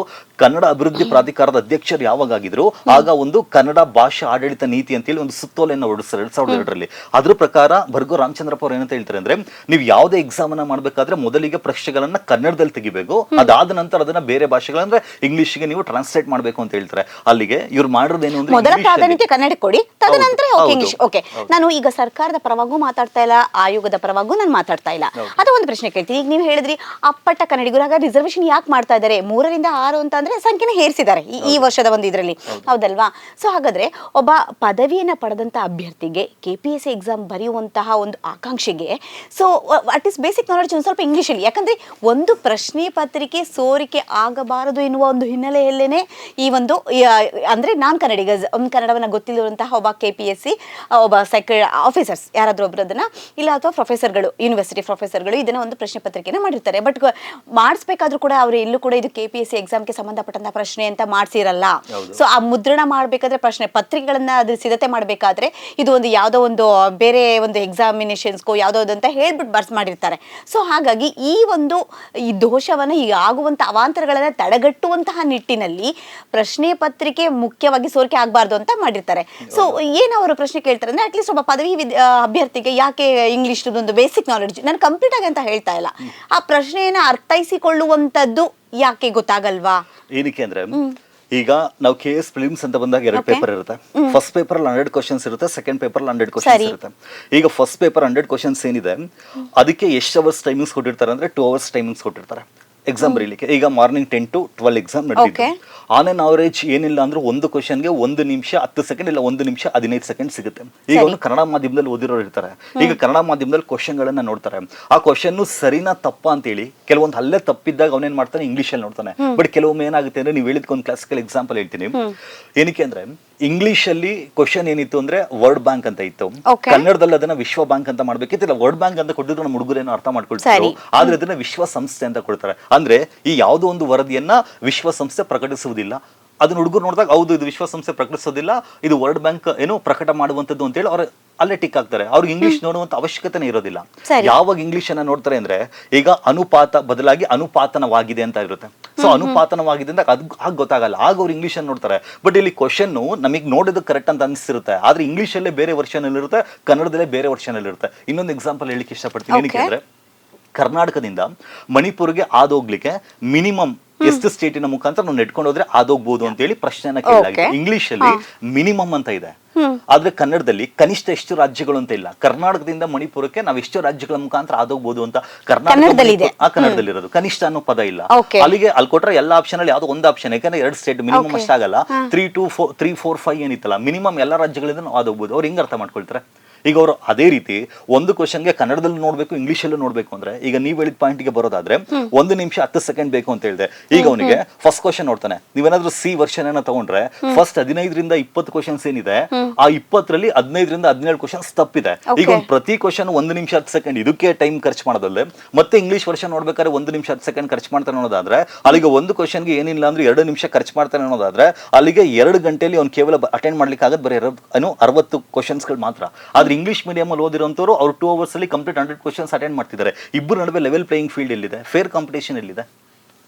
ಅಂದ್ರೆ ಈಗ ಇಂಗ್ಲಿಷ್ ಮೀಡಿಯಂ ಅವರಿಗೆ ತುಂಬಾ ಅದು ಸಲೀಲವಾಗಿದೆ. ಸಲೀಲವಾಗಿದೆ, they can understand easily and whatever the questions is prepared. ಎಲ್ಲರೂ ಸ್ಟೂಡೆಂಟ್ಸ್ ಏನೇ, ಒಬ್ಬ ಸ್ಟೂಡೆಂಟ್ ಗೆ ಅಟೆಂಡ್ ಮಾಡೋರಿಗೆ ಸೊ ಅವ್ರಿಗೆ ತುಂಬಾ ಈಸಿ ಆಗ್ತಾ ಇದೆ. ಸೊ ಟೈಮ್ ಕನ್ಸಂಪ್ಷನ್ ಅವ್ರಿಗೆ ತುಂಬಾ ಅನುಕೂಲ ಆಗ್ತಾ ಇದೆ. ಬಟ್ ಕನ್ನಡ ಅಭ್ಯರ್ಥಿಗಳಿಗೆ ಅದು ಸ್ವಲ್ಪ ಇಲ್ಲಿ ಹೆಡ್ವರ್ಟ್ ಆಗ್ತಾ ಇದೆ ಅಂತ ಹೇಳ್ತಾ ಇದ್ದೀರಾ. ಪದಗಳನ್ನ ಹೇಳಿಕ್ಕೆ ಇಷ್ಟಪಡ್ತೀನಿ, ಅದೊಂದು ಲಿಸ್ಟೇ ಮಾಡಿದೀನಿ. ನ್ಯಾಯಾಂಗ ವಿಮರ್ಶೆ ಬದಲಾಗಿ ಸ್ಥಾಯಿಕ ಪುನರಂ ಅವರ ಲೋಕನ ವಿಮರ್ಶೆ ಅಂತ ಕೊಡ್ತಾರೆ. ಮರು ವಿಮರ್ಶೆ ಬದಲಾಗಿ ಪುನರ್ಲೋಕನ ಪುನರವಲೇಖನ ಅಂತ ಹೇಳ್ತಾರೆ. ಜಂಟಿ ಅಧಿವೇಶನ ಪರವಾಗಿ ಏನು ಬದಲಾಗಿ ಜಂಟಿ ಉಪವೇಶನ ಅಂತ ಹೇಳ್ತಾರೆ. ಜೀವ ವೈವಿಧ್ಯತೆ ಬದಲಾಗಿ ಜೀವ ವಿಮಾ ಒಲದುಕ್ಕಿಂತ ಅಂತ ಹೇಳ್ತಾರೆ. ಆಮದು ಬದಲಾಗಿ ರಫ್ತು ಅಂತ ಕೊಡ್ತಾರೆ. ಅಧಿವೇಶನ ಬದಲಾಗಿ ಉಪವೇಶನ ಅಂತ ಕೊಡ್ತಾರೆ. ವಿಶ್ವ ಬ್ಯಾಂಕಿನ ಬದಲಾಗಿ ವಿಶ್ವಸಂಸ್ಥೆ ಅಂತ ಕೊಡ್ತಾರೆ. ಭೂಮಧ್ಯ ರೇಖೆ ಬದಲಾಗಿ ವಿಶ್ವೋದ್ಧೃತದಿಂದ ಅಂತ ಕೊಡ್ತಾರೆ. ಪ್ಯಾರಾ ಒಲಿಂಪಿಕ್ಸ್ ಬದಲಾಗಿ ಪಾರಾಲಿಂಪಿಕ್ಸ್ ಅಂತ ಕೊಡ್ತಾರೆ. ನಿಶಾಚರ ಪ್ರಾಣಿ ಬದಲಾಗಿ ರಾತ್ರಿ ಚಟುವಟಿಕೆಯ ಪ್ರಾಣಿ ಅಂತ ಕೊಡ್ತಾರೆ. ಪ್ರಕರಣ ಬದಲಾಗಿ ಪ್ರಸರಣ ಅಂತ ಕೊಡ್ತಾರೆ. ಎರೆಹುಳು ಬದಲಾಗಿ ಮಣ್ಣು ಹುಳು ಅಂತ ಕೊಡ್ತಾರೆ. ಅಷ್ಟೇ ಅಲ್ಲ, ಇದನ್ನ ಕೇಳಿಸ್ಕೊಂಡ್ಬಿಟ್ರೆ ಎಂತ ರೋಗ ಇಲ್ದವರು ರೋಗವನ್ನು ಸತ್ತೋಗ್ತಾರೆ. ಏನಕ್ಕೆ ಅಂದ್ರೆ ರೋಗಶಾಸ್ತ್ರ ಸಂಸ್ಥೆ ರೋಗಗಳನ್ನು ಅಧ್ಯಯನ ಮಾಡುವಂಥದ್ದು. ಇವ್ರು ಏನಂತ ಕೊಡ್ತಾರೆ ಅಂದ್ರೆ ರೋಗಶಾಸ್ತ್ರ ಸಂಸ್ಥೆ ಬದಲಾಗಿ ರೋಗಗಳ ಸಂಸ್ಥೆ ಅಂತ ಕೊಡ್ತಾರೆ. ಅನುಪಾತ ಬದಲಾಗಿ ಅನುಪಾತನವಾಗಿದೆ ಅಂತ ಕೊಡ್ತಾರೆ. ಏನಕ್ಕೆ ಅಂದ್ರೆ ಕನ್ನಡ ಅಂತ ಬಂದಾಗ ಕನ್ನಡಕ್ಕೆ ತನ್ನದೇ ಆದಂತ ಒಂದು ಗೌರವ ಇದೆ ಆ ಭಾಷೆಗೆ. ಏನಕ್ಕೆ ಅಂದ್ರೆ ನೀವೆಲ್ಲ ಏನು ಫರ್ಡಿನಾಂಡ್ ಕಿಟಲ್ ಅಂತ ಕೇಳಿರ್ಬೋದು. ಜರ್ಮನಿಯಲ್ಲಿ 19ನೇ ಶತಮಾನದಲ್ಲಿ ಹುಟ್ಟಿದಂತ ವ್ಯಕ್ತಿ ಕರ್ನಾಟಕಕ್ಕೆ ಬಂದು ಇಲ್ಲಿ ಕನ್ನಡ ಭಾಷೆಯನ್ನ ಕಲಿತು ಕನ್ನಡದಲ್ಲಿ ಮೊದಲ ಬಾರಿಗೆ 70,000ಕ್ಕೂ ಹೆಚ್ಚು ಪದಗಳು ಕನ್ನಡದಿಂದ ಇಂಗ್ಲಿಷ್ಗೆ, ಇಂಗ್ಲಿಷ್ ಕನ್ನಡ ಇವತ್ತಿನ ನಾವು ನೋಡ್ತೀವಿ, ಆದ್ರೆ ಕನ್ನಡದಿಂದ ಇಂಗ್ಲಿಷ್ ಭಾಷೆಗೆ ಮೊದಲಿಗೆ ಒಂದು ಡಿಕ್ಷನರಿನ ತಯಾರು ಮಾಡ್ತಾರೆ. ಇನ್ನು ಡಿಕ್ಷನರಿ ವಿಚಾರ ಅಂತ ಬಂದಾಗ ಜೀವಿ ಅಂತ ಒಬ್ಬ ವ್ಯಕ್ತಿ ತುಂಬಾ ಫೇಮಸ್, ವೆಂಕಟ ಸುಬ್ಬಯ್ಯ ಅವರು ಕೂಡ ಡಿಕ್ಷನರಿನ ಬರ್ದಿದ್ದಾರೆ. ಆ ಯಾವುದೇ ಡಿಕ್ಷನರಿ ಇರುವಂತ ಪದಗಳನ್ನ ಇವ್ರು ಕೊಡ್ತಾರೆ. ಏನಕ್ಕೆ ಅಂದ್ರೆ ನೀವೆಲ್ಲೂ ಕೂಡ ಕನ್ನಡದಲ್ಲಿ ವಿಪರ್ಯ ಅಂತ ಓದಲ್ಲ, ಇವರು ವಿಪರ್ಯ ಅಂತ ಕೊಡ್ತಾರೆ. ಅಧ್ಯಾರೋಹಿಸಲಾಗದು ಅಂತ ಹೇಳಿ ಯಾವ ಪದನೂ ಇಲ್ಲ, ಆದ್ರೆ ಅಧ್ಯಾರೋಹಿಸಲಾಗದು ಅಂತ ಕೊಡ್ತಾರೆ. ಇಂಥ ಹೊಸ ಪದಗಳನ್ನ ಹುಟ್ಟಾಕ್ತಿರುವಂತದ್ದು KPSC. ಈ ರೀತಿ ತಪ್ಪುಗಳಾದಾಗ ಅವ್ರು ಯಾವ ಭಾಷೆ ಅಂತ ಅರ್ಥ ಮಾಡ್ಕೊಳ್ತಾರೆ. ಇವ್ರು ಕರೆಕ್ಟ್ ಆಗಿ ಕೊಡ್ತಿದ್ದಾರೆ, ವ್ಯಾಕರಣ ತಪ್ಪಾಗಿದೆ. ಕಾಗುಂಟ ತಪ್ಪಾದ್ರೂ ತಪ್ಪೆ, ವ್ಯಾಕರಣ ತಪ್ಪಾದ್ರೂ ತಪ್ಪೆ, ಫ್ಯಾಕ್ಚುಯಲ್ ಎರರ್ ತಪ್ಪಾದ್ರೂ ತಪ್ಪೆ, ಪ್ರತಿಯೊಂದು ಹಂತದಲ್ಲಿ ಕೂಡ ತಪ್ಪಾಗ್ತಿರುವಂತದ್ದು. ಇದೇ ಕ್ವಶನ್ ನಾವ್ ಯಾರೋ ಒಬ್ಬ ಲಾಯರ್ ಅನ್ನ ಮೀಟ್ ಮಾಡ್ಲಿಕ್ಕೆ ಹೋದಾಗ, ಲಾಯರ್ ಏನಕ್ಕೆ ಜುಡಿಷಿಯಲ್ ರಿವ್ಯೂ ಅಂತ ಬಂದಾಗ ನ್ಯಾಯಾಂಗಕ್ಕೆ ಸಂಬಂಧಪಟ್ಟಂತ ಅವ್ರಿಗೆ ಕೇಳ್ತೀವಿ. ಅವ್ರು ಓದಿ ಅವ್ರ ಕೈಲಿ ಆನ್ಸರ್ ಮಾಡ್ಲಿಕ್ಕೆ ಅಲ್ಲಿ ಏನಪ್ಪ ಇದು ಕನ್ನಡದಲ್ಲಿ ಹಿಂಗಿದೆ ಅಂತ ಅವ್ರಿಗೆ ಅರ್ಥ ಆಗ್ದಿಲ್ದಿರೋಂಥ ಭಾಷೆ ಇಲ್ಲಿ ವಿದ್ಯಾರ್ಥಿಗಳಿಗೆ ಓದಿರೋರಿಗೆ ತಗೊಬಂದು ಕೊಟ್ಟರೆ ಅವ್ರಿಗೆ ಹೆಂಗ್ ಅರ್ಥ ಆಗುತ್ತೆ? ಹಾಗಾದ್ರೆ ಇಷ್ಟೆಲ್ಲ ಒಂದು ಅವಾಂತರ ಎಡವಟ್ಟುಗಳು ನಡ್ಕೊಂಡು ಬರ್ತಾ ಇದ್ರು ಈ ಕನ್ನಡಿಗ ಅಭ್ಯರ್ಥಿಗಳ ಒಂದು ಕೂಗು ಯಾಕಿನ್ನೂ ಕೇಳಿಸ್ತಾ ಇಲ್ಲ ಸರ್ಕಾರಕ್ಕೆ? ಈಗ ನಿಮ್ಮ ಪ್ರಕಾರ ಕರ್ನಾಟಕ ಸರ್ಕಾರದ ಮುಖ್ಯ ಅಪೇರ ಕಾರ್ಯದರ್ಶಿಯಾದಂತಹ ಶಾಲಿನಿ ದಿನೇಶ್ ಅವರು ಈ ಒಂದು ಸಮರ್ಥನೆಯನ್ನ ಕೊಟ್ರು ಮುಖ್ಯಮಂತ್ರಿಗಳಿಗೆ. ಅದು ನಿಮ್ಗೆ ಸಮಂಜಸ ಅಂತ ಅನ್ಸುತ್ತಾ? ಅವ್ರು ಕೊಟ್ಟಂತಹ ಹೇಳಿಕೆ ನಿಮಗೆ ಸಮಂಜಸ ಅಂತ ಅನ್ಸುತ್ತಾ? ನಾವು ಅವ್ರನ್ನ ಮೀಟ್ ಮಾಡ್ಲಿಕ್ಕೆ ಹೋದಾಗ್ಲೂ ಕೂಡ ಅವ್ರು ಒಪ್ಕೊಳ್ತಾರೆ, ಹೌದು ಕನ್ನಡದಲ್ಲಿ ತಪ್ಪಾಗಿದೆ, ಏನಕ್ಕೆ ಹಿಂಗೆ ಮತ್ತೆ ತಪ್ಪಾಗ್ತಿದ್ಯೋ ಗೊತ್ತಿಲ್ಲ, ಸರ್ಕಾರದ ಬೊಕ್ಕಸಕ್ಕೆ ಇದರಿಂದ ಏನು ತೊಂದರೆ ಆಗ್ತಿದೆ KPSC ಇಂದ ಅಂತ ಹೇಳಿ ಅವರು ಬೈತಾರೆ. ನಮ್ಮ ಮುಂದೆ ಒಂದು ಮೀಟಿಂಗ್ ಡೇಟ್ ಅನ್ನ ಫಿಕ್ಸ್ ಮಾಡ್ತಾರೆ. ಬಟ್ ಆ ಮೀಟಿಂಗ್ ನಡೆದಾದ್ಮೇಲೆ ಅದರಿಂದ ಏನ್ ಔಟ್ಕಮ್ ಬಂತು ಅಂತ ಹೇಳಿ ಇಲ್ಲಿವರೆಗೂ ಕೂಡ ಯಾರಿಗೂ ಗೊತ್ತಿಲ್ಲ. ಒಂದು ನೆಕ್ಸ್ಟ್ ನೀವು ಎಕ್ಸಾಮಿನ ಅವಾಂತರ ಅಂತ ಹೇಳ್ತಿದ್ರಿ. ಎಕ್ಸಾಮ್ ನಡೆದ ನಂತರ ಮುಂದೆ ಏನಾಯ್ತು ಅದು ಮತ್ತೆ ಮುಂದೆ ಹೇಳ್ತೀನಿ. But exam date on the day of examination ಏನಾಯ್ತು ಅಂದ್ರೆ ಒಂದು ಟ್ರಾನ್ಸ್ಲೇಷನ್ ತಪ್ಪಾಗಿದೆ ವಿಚಾರ ಆಯ್ತು, ಕ್ವಶನ್ ಪೇಪರ್ ಓಕೆ. ಎರಡನೇದು KPSC ನಮ್ಮ ಮೇಲೆ ತುಂಬಾ ರಿಸ್ಟ್ರಿಕ್ಷನ್ಸ್ ಹಾಕುತ್ತೆ. ನೀವು ಫುಲ್ ತೋಳಿನ ಶರ್ಟ್ ಹಾಕಂಗಿಲ್ಲ, ಕಾಲರ್ ಇರೋದು ಹಾಕಂಗಿಲ್ಲ, ಜೀನ್ಸ್ ಹಾಕಂಗಿಲ್ಲ, ಫುಲ್ ಶೂಸ್ ಹಾಕಂಗಿಲ್ಲ. ಹೆಂಗಿರ್ತಾರೆ ಅಂದ್ರೆ ಬೆಳಿಗ್ಗೆ ಎದ್ದು ಯಾವ್ದೋ ಒಂದು ನೈಟ್ ಪ್ಯಾಂಟ್, ಯಾವ್ದೋ ಒಂದು T-ಶರ್ಟ್ ಹಾಕೊಂಡು ಯಾವ್ದೋ ಒಂದು ಹವಾಯಿ ಚಪ್ಪಲಿ ಹಾಕೊಂಡು ಹೋಗ್ತಾರಲ್ಲ, ಹಂಗ್ ವಿದ್ಯಾರ್ಥಿಗಳು ಪರವಾಗಿಲ್ಲ, ಅವ್ರು ಕರೆಕ್ಟಾಗಿ ಎಕ್ಸಾಮ್ ನಡೆಸ್ತೀವಿ ಅಂದ್ರೆ ನಾವ್ ಹೆಂಗ್ ಬೇಕಾದ್ರೂ ಹೋಗಿ ಬರೆಯೋದಕ್ಕೆ ನಾವು ರೆಡಿ ಇದೀವಿ, ಅದ್ರದ್ದೇನು ವಿಚಾರ ಇಲ್ಲ. ಅಂಡ್ ನಮಗೆ ಇದನ್ನ ಹೇಳ್ತಾರೆ, ರಿಂಗ್ ಹಾಕಂಗಿಲ್ಲ, ನೀವು ಬ್ರೆಸ್ಲೆಟ್ ಹಾಕಂಗಿಲ್ಲ, ನೀವು ವಾಚ್ ಹಾಕಂಗಿಲ್ಲ. ಹಿಂದೆ ಹೆಂಗಿತ್ತು ಅಂದ್ರೆ ಹೆಣ್ಮಕ್ಳಿಗೆ ತಾಳಿ ಮತ್ತೆ ಕಾಲುಂಗ್ರ ಕೂಡ ತಗ್ಸಿದ್ರು, ಅದು ದೊಡ್ಡ ವಿವಾದ ಆಗಿತ್ತು. ಆ ಕಾರಣಕ್ಕೆ ಈಗ ಏನ್ ಮಾಡಿದ್ದಾರೆ, ತಾಳಿ ಮತ್ತೆ ಕಾಲುಂಗ್ರ ಎರಡನ್ನ ಬಿಟ್ಟು ಇನ್ ಮಿಕ್ಕಿದ ಎಲ್ಲದನ್ನು ಕೂಡ ರಿಮೂವ್ ಮಾಡ್ಲಿಕ್ಕೆ ಹೇಳ್ತಾರೆ. ಬೇರೆ ಏನಾದ್ರು ಮೆಟಲ್ ಐಟಮ್ಸ್. ಬಟ್ ಇವ್ರು ನಮ್ಮಲ್ಲಿ ರಿಸ್ಟ್ರಿಕ್ಷನ್ಸ್ ಆಗ್ತಾರಲ್ಲ, ಇವರಿಗೆ ಎಕ್ಸಾಮ್ ಕಂಡಕ್ಟ್ ಮಾಡೋರಿಗೆ ಕಾಮನ್ ಸೆನ್ಸ್ ಇರಲ್ಲ. ಏನಕ್ಕೆ ಅಂದ್ರೆ OMR ಶೀಟ್ ಗಳು ಏನಾಗಿರುತ್ತೆ ಅಂದ್ರೆ ಅದ್ರ ಬದಲಾಗುತ್ತೆ. ಕೋಲಾರ್ಗೆ ಬರುವಂತ OMR ಶೀಟ್ ಗಳು ಏನಾಗುತ್ತೆ ಅಂದ್ರೆ ಬಿಜಾಪುರ್ಗೆ ಹೋಗುತ್ತೆ, ಬಿಜಾಪುರಿಗೆ ಬರುವಂತದ್ದು ಎಲ್ಲಿಗೆ ಹೋಗುತ್ತೆ ಅಂದ್ರೆ ರಾಮನಗರ. ಅಲ್ಲಿಗೆ ರಾಮನಗರ, ಕೋಲಾರ ಮತ್ತೆ ವಿಜಯಪುರ ಈ ಮೂರು ಡಿಸ್ಟ್ರಿಕ್ಟ್ಸ್ ಏನಿತ್ತು, ಈ ಮೂರು ಡಿಸ್ಟ್ರಿಕ್ಟ್ಸ್ಗೆ ಕೆಲವೊಂದು ಸೆಂಟರ್ಗಳಿಗೆ OMR ಏನಾಗುತ್ತೆ ಅದ್ರ ಬದಲಾಗುತ್ತೆ. ಯಾವಾಗ ಅದ್ರ ಬದಲಾಗುತ್ತೆ ಆಗ ಸ್ಟೂಡೆಂಟ್ಸ್ ಏನ್ ಮಾಡ್ತಾರೆ, ಒಂದಿಷ್ಟು ಜನ ಬಾಯ್ಕಾಟ್ ಮಾಡ್ತಾರೆ, ಪ್ರೊಟೆಸ್ಟ್ ಮಾಡ್ತಾರೆ. 10 ರಿಂದ 12 ಗಂಟೆ ಎಕ್ಸಾಮ್ ನಡಿಬೇಕಿರೋದು ಫಸ್ಟ್ ಪೇಪರ್, 2 ಗಂಟೆಯಿಂದ 4 ಗಂಟೆಗೆ ಸೆಕೆಂಡ್ ಪೇಪರ್ ನಡಿಬೇಕಿರುವಂತದ್ದು. ಬಟ್ ಇಲ್ಲಿ ಕೋಲಾರಲ್ಲಿ ನನಗೆ ಪರಿಚಯ ಇರುವಂತವ್ರೆ, ಅವ್ರ ಎಕ್ಸಾಮ್ ಎಷ್ಟೊತ್ತಿಗೆ ಪ್ರಾರಂಭ ಆಗುತ್ತೆ ಅಂದ್ರೆ 11:15 ಪ್ರಾರಂಭ ಆಗುತ್ತೆ. 11:15 10 ಗಂಟೆಯಿಂದ 12 ಗಂಟೆ ಬರೋದು ನಾವು ಆಚೆ ಬರ್ತಾ ಇದೀವಿ. ಅವ್ರು ನೋಡಿದ್ರೆ 11:15 ಹೋಗಿ ಎಕ್ಸಾಮ್ ಬರೀಲಿಕ್ಕೆ ಸ್ಟಾರ್ಟ್ ಮಾಡ್ತಾರೆ. 11:15 1:15 ಬರೀತಾರೆ. ಆಮೇಲೆ ಬ್ರೇಕೇ ಇಲ್ಲ, ಮತ್ತೆ 2 ಗಂಟೆಯಿಂದ 4 ಗಂಟೆ ಎಕ್ಸಾಮ್ ಬರೀತಾರೆ. ಈ ರೀತಿ ಆಗಿರುವಂಥದ್ದು. ಅಷ್ಟೇ ಅಲ್ಲ, ಯಾವಾಗ ಈ ರೀತಿಯಾಗಿ ವಿದ್ಯಾರ್ಥಿಗಳು ಹೋರಾಟ ಮಾಡ್ತಾರೆ, ಬಾಯ್ಕಾಟ್ ಮಾಡ್ಲಿಕ್ಕೆ ಸ್ಟಾರ್ಟ್ ಮಾಡ್ತಾರೆ, ಪ್ರೊಟೆಸ್ಟ್ ಮಾಡ್ಲಿಕ್ಕೆ ಸ್ಟಾರ್ಟ್ ಮಾಡ್ತಾರೆ, ಆಗ ಒಂದಿಷ್ಟು ಜನ KPSC ಮೆಂಬರ್ಗಳು ಅಲ್ಲಿ ಬಂದು ಹುಡುಗನ ಸಮಾಧಾನ ಮಾಡ್ತಾರೆ, DC-ಗಳು ಬಂದು ಸಮಾಧಾನ ಮಾಡ್ತಾರೆ, SP-ಗಳು ಬಂದು ಸಮಾಧಾನ ಮಾಡ್ತಾರೆ, ವಿದ್ಯಾರ್ಥಿಗಳಿಗೆ ಸಮಾಧಾನ ಮಾಡಿ ನೀವೇನು ಹೋರಾಟ ಮಾಡ್ಬೇಡ್ರಪ್ಪ, ಎಕ್ಸಾಮ್ ಬರೀರಿ ಅಂತ ಹೇಳಿ ಡಮ್ಮಿ OMR ಶೀಟ್ಗಳನ್ನ ಕೊಟ್ಟು ಎಕ್ಸಾಮ್ ಅನ್ನ ಬರೆಸ್ತಾರೆ. ಓಕೆ. ಆಗ ಏನ್ ಡಮ್ಮಿ OMR ಶೀಟ್ಗಳು ಕೊಡ್ತಾರೆ ಅದನ್ನ ಇವ್ರು ಹೆಂಗೂ ಕೂಡ ಎಲೆಕ್ಟ್ರಾನಿಕ್ ಎವ್ಯಾಲ್ಯೂಯೇಷನ್ ಅಂತ ಮಾಡ್ಲಿಕ್ಕೆ ಆಗಲ್ಲ, ಇವರು ಮ್ಯಾನ್ಯುಯಲ್ ಆಗಿ ಎವ್ಯಾಲ್ಯೂಯೇಷನ್ ಮಾಡಬೇಕಾಗುತ್ತೆ. ಈಗ ಒಂದಿಷ್ಟು ಜನದ್ದು ಎಲೆಕ್ಟ್ರಾನಿಕ್ ಇದ್ರನ್ನ ಬಳಸ್ಕೊಂಡು ನಾವು ಎವ್ಯಾಲ್ಯೂಯೇಷನ್ ಮಾಡ್ತಿದ್ದಾರೆ, ಇನ್ನೊಂದಿಷ್ಟು ಜನದ್ದು ಮ್ಯಾನ್ಯುಯಲ್ ಆಗಿ ಎವ್ಯಾಲ್ಯೂಯೇಷನ್ ಈಗ ಮ್ಯಾನ್ಯುಯಲ್ ಮಾಡಕ್ ಹೋದಾಗ ಅಲ್ಲಿ ಏನಾದ್ರೂ ಎಡವಟ್ ಆಗೇ ಆಗುತ್ತಲ್ವಾ? ಆಗ್ಬೋದು. ಓಕೆ, ಸೊ ಮತ್ತೆ ಅದನ್ನ ಸರಿಪಡಿಸೋದಕ್ಕೆ ಮತ್ತೊಂದು ಯೋಜನೆಯನ್ನ ರೂಪಿಸ್ಕೊಳ್ಬೇಕಾ? ಹಾಗಾದ್ರೆ ಯಾಕೆ ಕರ್ನಾಟಕ ಲೋಕಸೇವಾ ಆಯೋಗದಿಂದ ಈ ರೀತಿಯಂತ ಒಂದು ಅಶಿಸ್ತಿನ ಒಂದು ಕ್ರಮ ಯಾಕೆ ಒಂಥರ ಏನೋ ಒಂಥರ ಹುಡಾಫೆ ಯಾಕೆ ಈ ಒಂದು ಧೋರಣೆನ ಯಾಕೆ ತಳೆದೆ? ಬೇಕಾದ್ರೆ ಅವ್ರಿಗೆ KPSC ಎಕ್ಸಾಮ್ ನಡೆಸೋದಕ್ಕೆ ಅವ್ರಿಗೆ ಸಮರ್ಥರಲ್ಲ ಅಂತ ಆದ್ಮೇಲೆ ಅದನ್ನ ಅವರು ಡಿಕ್ಲೇರ್ ಮಾಡ್ಬಿಡ್ಲಿ. ಯಾಕಂದ್ರೆ ಈ ಎಷ್ಟು ಆಬ್ವಿಯಸ್ಲಿ 1-2 ಹೊತ್ತ ಪರವಾಗಿಲ್ಲ, ಒಂದು ಸಮಯ ನಿಗದಿ ಇಲ್ಲ, ದಿನಾಂಕ ನಿಗದಿ ಇಲ್ಲ ಇದರಲ್ಲಿ. ಹಾಗಾಗಿ ವರ್ಷಕ್ಕೊಮ್ಮೆ ನಡೆಯುವಂತಹ ಒಂದು ಪರೀಕ್ಷೆಗಳಿಗೆ ಒಂದು ಯಾವುದೇ ರೀತಿಯಾದಂತಹ ಇದಿಲ್ಲ. ಸೊ ಈ ರೀತಿಯಾದಂತಹ ಒಂದು ಉಡಾಫೆ ಧೋರಣೆ ಯಾಕೆ ಬೇಕು? ಹಾಗಾದ್ರೆ ಇದನ್ನ ಯಾರು ಪ್ರಶ್ನೆ ಮಾಡಲ್ವಾ? ಸರ್ಕಾರದ ಗಮನಕ್ಕೆ ತರುವಲ್ಲಿ ಅಂದ್ರೆ ಮುಖ್ಯವಾದಂತ ಪಾತ್ರಧಾರಿಗಳು ಯಾವ ರೀತಿಯಾದಂತ ಒಂದು ಇದನ್ನ ಜಸ್ಟಿಫಿಕೇಶನ್ ಕೊಟ್ಟಿಲ್ವಾ? ಇನ್ನು ಮುಖ್ಯಮಂತ್ರಿಗಳಿಗಾಗ್ಬೋದು, ವಿರೋಧ ಪಕ್ಷಕ್ಕಾಗ್ಬೋದು ತುಂಬಾ ಜನ ನಮಗೆ ಸಹಾಯ ಮಾಡಿದ್ದಾರೆ. ಏನಕ್ಕೆ ಅಂದ್ರೆ MLA ಗಳು ಲೆಟರ್ಸ್ ಅನ್ನ ಬರ್ದಿದ್ದಾರೆ. ಅಲ್ಲ, ಬರೀ ಲೆಟರ್ ನ ಬರೆದ್ರೆ ಏನು ಆಗಲ್ಲ. ಆ ಪಾಯಿಂಟ್ ಕೂಡ ನಾನು ಹೇಳಲಿಕ್ಕೆ ಇಷ್ಟಪಡ್ತೀನಿ. ಬಾಯಿ ಮತ್ತಲ್ಲಿ ಲಿಪ್ ಸರ್ವಿಸ್ 50 ಜನ ಹೋಗ್ಬಿಟ್ಟು ಒಬ್ಬ ಮಂತ್ರಿ ಒಬ್ಬ MLA ಗೆ ನೋಡಪ್ಪ ನೀವ್ ಹಿಂಗ್ ಮಾಡ್ಕೊಡಿ ಅಂದ್ರೆ ಅವ್ರ ಒಂದು ಲೆಟರ್ ಬರೀತಾರೆ. ಅವ್ರಿಗೆ ಏನ್ ಅದರಿಂದ ಆಗಲ್ಲ. ಇರ್ಲಿ, MLA ಗಳು ಒಂದಿಷ್ಟು ಜನ ಲೆಟರ್ ಬರೆದ್ರು, MP ಗಳು ಬರ್ಕೊಟ್ರು, ಮಿನಿಸ್ಟರ್ಗಳು ಅವ್ರದೇ ಸರ್ಕಾರದ ಏನು ಮಿನಿಸ್ಟರ್ಗಳು ಮಂತ್ರಿಗಳು ಈ ತರ ಅನ್ಯಾಯ ಆಗಿದಪ್ಪ ಮರುಪರೀಕ್ಷೆ ಮಾಡಿ ಅಂತ ಹೇಳ್ತಾರೆ. ಅಷ್ಟೇ ಅಲ್ಲ, ವಿಧಾನಸಭೆಯ ಅಧ್ಯಕ್ಷರಾಗಿರುವಂತಹ ಸ್ಪೀಕರ್ ಆಗಿರುವಂತಹ ಯಾರು UT ಖಾದರ್ ಒಂದು ಲೆಟರ್ ನ ಬರ್ಕೊಡ್ತಾರೆ. ಇದರಲ್ಲಿ ಕನ್ನಡ ಮಾಧ್ಯಮದವರಿಗೆ ಅನ್ಯಾಯ ಆಗಿದೆ, ಮರುಪರೀಕ್ಷೆಯನ್ನ ಮಾಡಿ ಅಂತ. ಆಮೇಲೆ ಹಲವಾರು ಮಠಗಳ ಸ್ವಾಮೀಜಿಗಳ ಲೆಟರ್ ನ ಬರೀತಾರೆ. ಅದರಲ್ಲಿ ಸಿದ್ಧಗಂಗಾ ಮಠದ ಸಿದ್ಧಲಿಂಗ ಸ್ವಾಮಿಗಳ ಲೆಟರ್ ನ ಬರೀತಾರೆ. ಅದಾದ್ಮೇಲೆ ಎಷ್ಟೋ ಜನ ಸಾಹಿತಿಗಳು, ಏನಕ್ಕೆ ಅಂದ್ರೆ ಸಾಹಿತಿಗಳ ಬಗ್ಗೆ ಹೇಳ್ಬೇಕಾದ್ರೆ ತುಂಬಾ ಹೆಮ್ಮೆ ಆಗೋದು. ಒಂದು ಟೈಮಲ್ಲಿ ನಾವು ಯಾವಾಗ ಕನ್ನಡದಲ್ಲಿ ಓದ್ತಾ ಇದ್ವಿ, ಬಟ್ ಈಗ ನಾಚಿಕೆ ಆಗುತ್ತೆ. ಏನಕ್ಕೆ ಅಂದ್ರೆ ಮನೇಲೆಲ್ಲೋ ಕೂತು ಒಂದು ಲೆಟರ್ ನ ಬರ್ದಿದ ತಕ್ಷಣ ಅದರಿಂದ ಏನು ಆಗಲ್ಲ. ಏನಕ್ಕೆ ಅಂದ್ರೆ ಕನ್ನಡದ ವಿಚಾರ ಅಂತ ಬಂದಾಗ, ಕನ್ನಡಕ್ಕೆ ಅನ್ಯಾಯ ಆಗ್ತಿದೆ ಅಂತ ಬಂದಾಗ ಕೆಲವೊಮ್ಮೆ ಬೀದಿಗೆ ಇಳಿಬೇಕಾಗುತ್ತೆ. ಬಟ್ ಇಲ್ಲಿ ಪ್ರಾಬ್ಲಮ್ ಏನು ಅಂದ್ರೆ ಕನ್ನಡದ ವಿಚಾರಕ್ಕೆ ಬೀದಿಗೆ ಇಳಿದವ್ರ ಬಗ್ಗೆನೂ ಕೆಟ್ಟದಾಗ ಮಾತಾಡ್ಲಿಕ್ಕೆ ಪ್ರಾರಂಭ ಮಾಡ್ತಾರೆ. ಬಿಟ್ರೆ ಕನ್ನಡದ ವಿಚಾರ ಅಂತ ಬಂದಾಗ ಯಾರು ಕೂಡ ಬೀದಿಗೆ ಇಳಿಲಿಕ್ಕೆ ಇಷ್ಟಪಡೋದಿಲ್ಲ. ಬಟ್ ಒಂದಿಷ್ಟು ಜನ ನಮ್ಮ ಪರವಾಗಿ ಬರೀತಾರೆ, ನಮ್ಮ ಪರವಾಗಿ ಮಾತಾಡ್ತಾರೆ. ಅದರಲ್ಲಿ ಕನ್ನಡ ಅಭಿವೃದ್ಧಿ ಪ್ರಾಧಿಕಾರದ ಅಧ್ಯಕ್ಷರಾಗಿರುವಂಥ ಪುರುಷೋತ್ತಮ್ ಬಿಳಿಮಲೆ ಅವರಾಗಿರ್ಬೋದು, ಅಥವಾ ಕನ್ನಡ ಸಾಹಿತ್ಯ ಪರಿಷತ್ತಿನ ಅಧ್ಯಕ್ಷರಾಗಿರುವಂಥ ನಾಡೋಜ ಮಹೇಶ್ ಜೋಶಿ ಅವರಾಗಿರ್ಬೋದು. ಅಷ್ಟೇ ಅಲ್ಲ, ಇದೇ ಕಾಂಗ್ರೆಸ್ ಸರ್ಕಾರ ಇರಬೇಕಾದ್ರೆ ಕಳೆದ ವರ್ಷ ಏನು 87ನೇ ಕನ್ನಡ ಸಾಹಿತ್ಯ ಸಮ್ಮೇಳನ ಮಂಡ್ಯದಲ್ಲಿ ನಡೆಯುತ್ತೆ, ಅದರ ಅಧ್ಯಕ್ಷರಾಗಿದ್ದು ಯಾರು ಅಂತ ಕೇಳಿದ್ರೆ ಗೋರು ಚೆನ್ನಬಸಪ್ಪ ಅವರು ಕೂಡ ಲೆಟರ್ನ ಬರೀತಾರೆ. ಇವ್ರು ಇಷ್ಟೆಲ್ಲ ಜನ ಬರೆದ್ರು ಕೂಡ ಏನು ಕೂಡ ಸ್ಪಂದನೆ ನೀಡೋದಿಲ್ಲ. ಇನ್ನೊಂದಿಷ್ಟು ಜನ ಸಾಹಿತಿಗಳು ಹೆಂಗೆ ಅಂದ್ರೆ, ಏನಕ್ಕೆ ಅಂದ್ರೆ ಒಂದಿಷ್ಟು ಜನ ಸಾಹಿತಿಗಳು ಅಂತ ಬಂದಾಗ ಇವತ್ತಿಗೆ ನಾನು ಟು ಬಿ ಫ್ರಾಂಕ್ ಓಪನ್ ಆಗಿ ಹೇಳಲಿಕ್ಕೆ ಇಷ್ಟಪಡ್ತೀನಿ. ಏನಕ್ಕೆ ಅಂದ್ರೆ ಇವತ್ತಿಗೆ ಒಂದಿಷ್ಟು ಜನ ಹೆಂಗಾಗಿದ್ದಾರೆ ಅಂದ್ರೆ, ಕವಿ ಪುಂಗ ಅವರು ಯಾರಿಗೆ ಅಂದ್ರೆ ಸಿದ್ದರಾಮಯ್ಯ ಸುತ್ತಮುತ್ತ ಇರುವಂತ ಕವಿಗಳು, ಸಾಹಿತಿಗಳು. ಅದ್ರಲ್ಲಿ ಒಬ್ರು ಯಾರು, ಬರ್ಗೂರ್ ರಾಮಚಂದ್ರಪ್ಪ ಅವರು. ಏನಕ್ಕೆ ಅಂದ್ರೆ ಬರ್ಗೂರ್ ರಾಮಚಂದ್ರಪ್ಪ ಅವ್ರನ್ನ ಈ ಕುರಿತಾಗಿ ಮಾತಾಡಿ ಅಂತ ಹೇಳಿ ತುಂಬಾ ಸಲ ಕೇಳ್ಕೊಳ್ತಾರೆ, ಏನು ರಿಯಾಕ್ಟ್ ಮಾಡ್ಲಿಲ್ಲ. ಅಂಡ್ ನಾರಾಯಣ್ ಗೌಡ್ರು ಏನು ಹೋರಾಟ ಮಾಡ್ಬೇಕಾದ್ರೆ ನಾರಾಯಣ್ ಗೌಡ್ರು ಕೂಡ ಸರ್ಕಾರದ ಪರವಾಗಿ ನಿಲ್ತಾ ಇದ್ದಾರೆ ಅಂತನಾ? ಅಲ್ಲ, ಅದು ಡಿಫ್ರೆಂಟ್ ಇಶ್ಯೂ. ಏನಕ್ಕೆ ಅಂದ್ರೆ ಅವ್ರಿಗೆ ಏನೋ ಪರ್ಸನಲ್ ಬೆನಿಫಿಟ್ಸ್ ಇರ್ಬೋದೇನೋ, ಅವ್ರು ನಿಲ್ತಾರೋ ಅದು ಸಪರೇಟ್. ಬಟ್ ಇಲ್ಲಿ ಇನ್ನೊಂದು ಪಾಯಿಂಟ್ ಏನ್ ಹೇಳ್ತಾರೆ, ಫೈನಲ್ ಆಗಿ ಯಾವಾಗ ವಿದ್ಯಾರ್ಥಿಗಳು ಕಾಲ್ ಮಾಡಿ ತುಂಬಾ ಪ್ರೆಷರ್ ಹಾಕ್ಲಿಕ್ಕೆ ಸ್ಟಾರ್ಟ್ ಮಾಡ್ತಾರೆ, ಆಗ ಅವರು ಕೂಡ ಒಂದು ಲೆಟರ್ ನ ಬರೀತಾರೆ. ಆ ಲೆಟರ್ ಅವ್ರ ಒಂದು ಪಾಯಿಂಟ್ ಅನ್ನ ಹೇಳ್ತಾರೆ. ಅವರು ಯಾವಾಗ ಕನ್ನಡ ಅಭಿವೃದ್ಧಿ ಪ್ರಾಧಿಕಾರದ ಅಧ್ಯಕ್ಷರಾಗಿದ್ರು ಆಗ ಒಂದು ಸುತ್ತೋಲೆಯನ್ನ ಹೊರಡಿಸ್ತಾರೆ, ಕನ್ನಡ ಭಾಷಾ ಆಡಳಿತ ನೀತಿ ಸುತ್ತೋಲೆ ಅಂತ. ಅಂಡ್ ಆ ಒಂದು ಕನ್ನಡ ಏನು ಲ್ಯಾಂಗ್ವೇಜ್ ಪಾಲಿಸಿ ಪ್ರಕಾರ ಪ್ರಶ್ನೆಗಳನ್ನ ಮೊದಲಿಗೆ ಕನ್ನಡದಲ್ಲಿ ತಯಾರು ಮಾಡಬೇಕು, ಅದಾದ ನಂತರ ಅದನ್ನ ಇಂಗ್ಲಿಷ್ ತರ್ಜುಮೆ ಮಾಡಬೇಕು ಅಂತ ಹೇಳಿ. ಅಲ್ಲಿಗೆ ಕನ್ನಡ ಭಾಷಾ ಆಡಳಿತ ನೀತಿಯನ್ನ ಅವ್ರು ಹೇಳ್ತಿರೋ ಪ್ರಕಾರ ಅದನ್ನೇನ್ ಮಾಡ್ದಂಗಾಗಿದೆ ಅಂದ್ರೆ ಉಲ್ಲಂಘನೆ ಮಾಡಲಾಗಿದೆ. ಈಗ ಅದ್ರ ಪ್ರಕಾರ ಯಾರು ಉಲ್ಲಂಘನೆ ಮಾಡಿರ್ತಾರೆ ಅವರಿಗೆ ಶಿಸ್ತುಬದ್ಧ ಏನು ಕ್ರಮವನ್ನ ಕೈಗೊಳ್ಬೇಕು ಅಂತ ಅದ್ರಲ್ಲಿ ಹೇಳಲಾಗಿದೆ. ಬಟ್ ಇಲ್ಲಿವರೆಗೂ ಯಾರ ಮೇಲೂ ಕೂಡ ಕ್ರಮವನ್ನ ಕೈಗೊಂಡಿಲ್ಲ. ಇಷ್ಟೆಲ್ಲ ಸಮಸ್ಯೆಗಳಿಗೆ ಕರ್ನಾಟಕ ಸರ್ಕಾರ ಈ ರೀತಿಯಾದಂತಹ ಒಂದು ಹೇಳಿಕೆಯನ್ನ ಕೊಡ್ತು, ಅದನ್ನ ನಾವು ಪರಿಗಣನೆ ಮಾಡ್ತೀವಿ, ಅದಕ್ಕೊಂದು ತಕ್ಕಂತಹ ಒಂದು ಉತ್ತರವನ್ನ ಕೊಡ್ತೀವಿ ಅಂತ. ಆದ್ರೆ ಫೈನಲಿ ಅದಕ್ಕೆ ಉತ್ತರ ಸಿಕ್ಕಿದ್ಯಾ? ನ್ಯಾಯ ಸಿಕ್ಕಿದ್ಯಾ ಈ ಒಂದು ಅಭ್ಯರ್ಥಿಗಳ ಹೋರಾಟಕ್ಕೆ? ನ್ಯಾಯ ಸಿಕ್ಕಿದ್ರೆ ಒಂದು ರೂಲಿಂಗ್ ಗವರ್ನಮೆಂಟ್ ತಗೊಳ್ಳೋಣ. ರೂಲಿಂಗ್ ಗವರ್ನಮೆಂಟ್ ಬಗ್ಗೆ ಮಾತಾಡೋದಾದ್ರೆ, ನಾವೇನು ಕರ್ನಾಟಕ ರಕ್ಷಣಾ ವೇದಿಕೆ ನಾರಾಯಣ್ ಗೌಡರ ನೇತೃತ್ವದಲ್ಲಿ ಫೆಬ್ರವರಿ 18ಕ್ಕೆ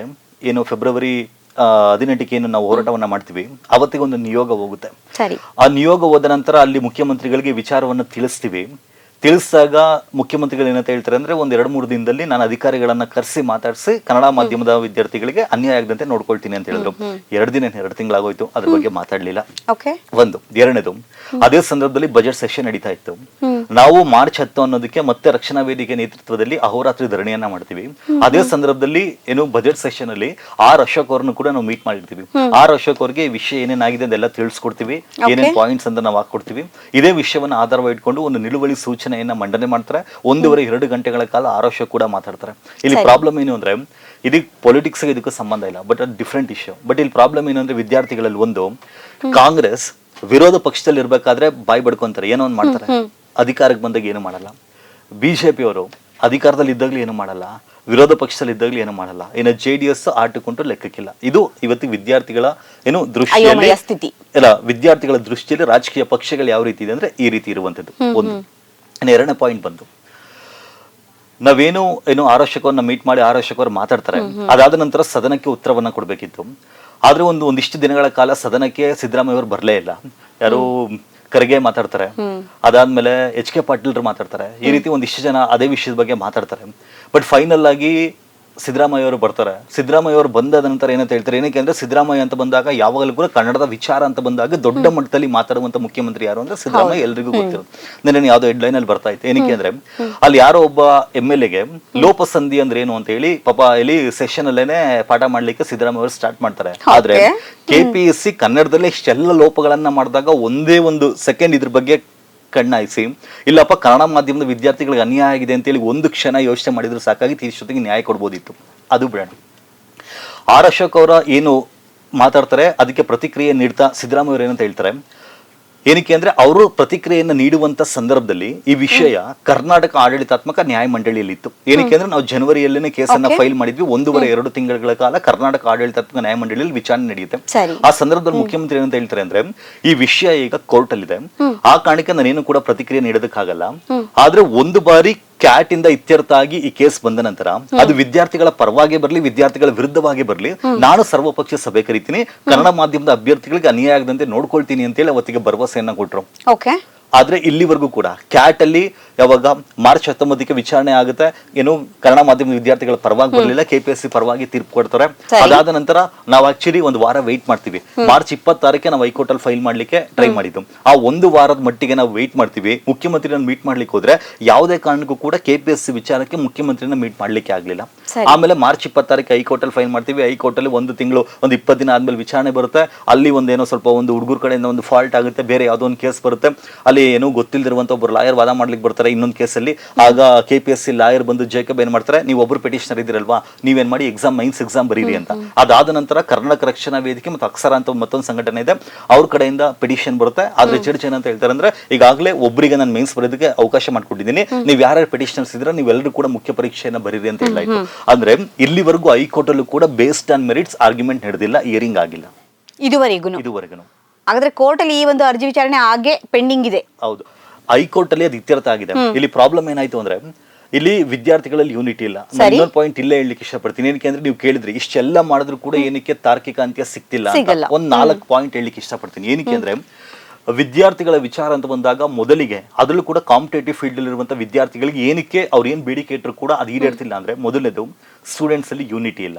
ಏನಕ್ಕೆ ಅಂದ್ರೆ, ಒಂದು ಎಕ್ಸಾಮ್ ವಿಚಾರ ಅಂತ ಬಂದು ನಾನು ಇನ್ನೊಂದು ಎಕ್ಸಾಮ್ ಬರೀತೀನಿ, ಈ ಎಕ್ಸಾಮ್ ಇಂದ ಹೋಗೋದು ಬೇಡ ಅಂತ ಅನ್ಕೊಳ್ತಾರೆ. ಇದು ಮೊದಲನೇ ಪ್ರಾಬ್ಲಮ್, ಮೊದಲನೇದು. ಎರಡನೇದು, ನೀವು ಯಾವ್ದೋ ಒಂದು ಕ್ಯಾಸ್ಟಿನ ವಿಚಾರ ಅಂತ ಬಂದಾಗ, ಯಾವ್ದೋ ಜನಿವಾರ ಒಬ್ಬ ಹುಡುಗನ ಜನಿವಾರ ಅದು ತಪ್ಪೆ. ಒಬ್ಬ ಅಭ್ಯರ್ಥಿಗೆ ನೋವಾದ್ರೂ ನೋವೇ, ತಪ್ಪಾದ್ರೂ ತಪ್ಪೇನೆ. ಅದಕ್ಕೆ ಏನು ಸರಿಪಡಿಸಬೇಕಾಗಿರುವಂತದ್ದು ಸರ್ಕಾರದ ಕರ್ತವ್ಯ ಆಗಿರುತ್ತೆ. ಆದ್ರೆ ಒಬ್ಬ ಹುಡುಗ ಅದೇನೋ ಜನಿವಾರ ಕಟ್ ಮಾಡಿದ್ರು ತೆಗೆದಾಕಿದ್ರು ಅನ್ನೋ ಒಂದು ಕಾರಣಕ್ಕೆ ಎಲ್ಲಾ ಮಾಧ್ಯಮಗಳು, ಎಲ್ಲ ಪಕ್ಷಗಳು ಅಥವಾ ಎಲ್ಲಾ ರಾಜಕಾರಣಿಗಳು ಕೂಡ ಅದಕ್ಕೆ ಪ್ರತಿಕ್ರಿಯೆ ನೀಡಿದ್ರು. ಏನಕ್ಕೆ ಅಂದ್ರೆ, ಅಲ್ಲಿ ಜನಿವಾರ ಅಂತ ಬಂದಾಗ ಅದು ಬ್ರಾಹ್ಮಣ್ ಕ್ಯಾಸ್ಟ್ ಗೆ ರಿಲೇಟ್ ಮಾಡ್ತಾರೆ, ಅಲ್ಲಿಗೆ ಕ್ಯಾಸ್ಟಿಸ್ಟ್ ಪಾಲಿಟಿಕ್ಸ್ ನಡೆಯುತ್ತೆ. ಕ್ಯಾಸ್ಟಿನ ಬಗ್ಗೆ ಅಂತ ಬಂದಾಗ ಎಲ್ಲರೂ ಕೂಡ ಏನಕ್ಕೆ ಅಂದ್ರೆ, ಈಗ ವೋಟ್ ಬ್ಯಾಂಕ್ ಪಾಲಿಟಿಕ್ಸ್. ಏನಕ್ಕೆ ಅಂದ್ರೆ, ಟು ಬಿ ಫ್ರಾಂಕ್ ಓಪನ್ ಆಗಿ ಹೇಳ್ಬೇಕು ಅಂದ್ರೆ, ಈಗ ಗೌಡಾಸ್ ಅಂತ ಬಂದಾಗ ಯಾರು ನೋಡ್ತಾರೆ, JDS ವೋಟ್ ಬ್ಯಾಂಕ್ ಅಂತ ಹೇಳ್ತಾರೆ. ಲಿಂಗಾಯತ್ಸ್ ಅಂತ ಬಂದಾಗ ಯಾವುದು ಬಿಜೆಪಿಯ ವೋಟ್ ಬ್ಯಾಂಕ್ ಅಂತ ಹೇಳ್ತಾರೆ. ಕುರುಬ ಅಥವಾ ಒಂದಿಷ್ಟು ಜನ SCಗಳು ಅಂತ ಬಂದಾಗ, ಅಥವಾ ಮುಸ್ಲಿಮರು ಅಂತ ಬಂದಾಗ ಕಾಂಗ್ರೆಸ್ ನ ವೋಟ್ ಬ್ಯಾಂಕ್ ಅಂತ ಹೇಳ್ತಾರೆ. ಈ ರೀತಿ ಒಂದೊಂದು ಕ್ಯಾಸ್ಟ್ ಅವರು ಏನಾಗಿದ್ದಾರೆ ಅಂದ್ರೆ ಒಂದು ಪಕ್ಷದ ವೋಟ್ ಬ್ಯಾಂಕ್ ಆಗಿದ್ದಾರೆ. ಆದ್ರೆ ವಿದ್ಯಾರ್ಥಿಗಳು ಅಂತ ಬಂದಾಗ ಯಾವುದೇ ಒಂದು ಪಕ್ಷದ ವೋಟ್ ಬ್ಯಾಂಕ್ ಅಲ್ಲ. ಎರಡನೇದು, ನಮ್ಮ ಏನು ವಿದ್ಯಾರ್ಥಿಗಳಿದ್ದೀವಿ ನಾವು ವೋಟ್ ಬ್ಯಾಂಕ್ ಅಲ್ಲ. ಇದು ಎರಡನೇ ವಿಚಾರ. ಇನ್ನು ಮೂರನೇ ವಿಚಾರ ಏನಾಗುತ್ತೆ ಅಂದ್ರೆ, ನೀವು ಮಾಧ್ಯಮದವರು ಅಷ್ಟೇ, ಮಾಧ್ಯಮದವರು ನಿಮಗೆ ಬೇಕಾಗಿ ಯಾವ್ದಕ್ಕೆ TRP ಸಿಗುತ್ತೆ ಅದನ್ನ ಮಾತ್ರ ತೋರಿಸ್ತೀರಾ. ಆದ್ರೆ ಇಲ್ಲಿ ಏನಾಗಿರುತ್ತೆ, ಈಗ ಜನಿವಾರ ವಿಚಾರ ಬಂದಾಗ ತುಂಬಾ ಜನ ಪ್ರತಿಕ್ರಿಯೆ ಕೊಡ್ತಾರೆ. ರಾಜಕಾರಣಿಗಳು ಕ್ಯಾಸ್ಟಿನ ವಿಚಾರ ಬರುತ್ತೆ, ಅವ್ರು ಬಂದ್ ಮಾತಾಡ್ತಾರೆ, ಇವ್ರು ಬಂದ್ ಮಾತಾಡ್ತಾರೆ, ಅದ್ರ ಬಗ್ಗೆ ತೋರಿಸ್ತೀರಾ. ಆದ್ರೆ ಇಲ್ಲಿ ಭಾಷೆ ಬಗ್ಗೆ ಆದಾಗ ಯಾರು ಕೂಡ ಅದ್ರ ಬಗ್ಗೆ ಮಾತಾಡಲ್ಲ. ಏನಕ್ಕೆ ವಿದ್ಯಾರ್ಥಿಗಳ ಬಗ್ಗೆ ಮಾತಾಡಿದ್ರೆ TRP ಸಿಗಲ್ಲ ಅಂತ ಮಾಧ್ಯಮದವ್ರಿಗೂ ಗೊತ್ತಿದೆ, ಮಾಧ್ಯಮದವರು ಮಾತಾಡಲ್ಲ. ಇದು ಮೂರನೇ ಪಾಯಿಂಟ್. ಇನ್ನು ನಾಲ್ಕನೇದು, ಇಲ್ಲಿ ಇಷ್ಟೆಲ್ಲ ಏನ್ ಅನ್ಯಾಯ ಆಗ್ತಿದೆಯಲ್ಲ, ಇದಕ್ಕೆ ಮೇನ್ ಕಾರಣ ಏನು ಅಂದ್ರೆ, ಒಂದು ಬ್ಯೂರೋಕ್ರಾಟ್ಸ್, ಒಂದು ಪೊಲಿಟಿಷಿಯನ್, ಇವರಿಬ್ಬರ ನೆಕ್ಸಸ್. ಇಲ್ಲಿ ರಾಜಕಾರಣಿಗಳು ಮತ್ತೆ ಬ್ಯೂರೋಕ್ರಾಟ್ಗಳು ಇಬ್ಬರು ಇನ್ವಾಲ್ವ್ ಆಗಿ ನಡೆಸಿರೋದ್ರಿಂದ ಈ 4 ಕಾರಣಗಳಿಂದ ವಿದ್ಯಾರ್ಥಿಗಳು ಏನೇ ಬೇಡಿಕೆ ಇಟ್ಟರು ಕೂಡ ಈಡೇರ್ತಿಲ್ಲ, KPSC ಕೂಡ ಸುಧಾರಣೆ ಆಗ್ತಿಲ್ಲ.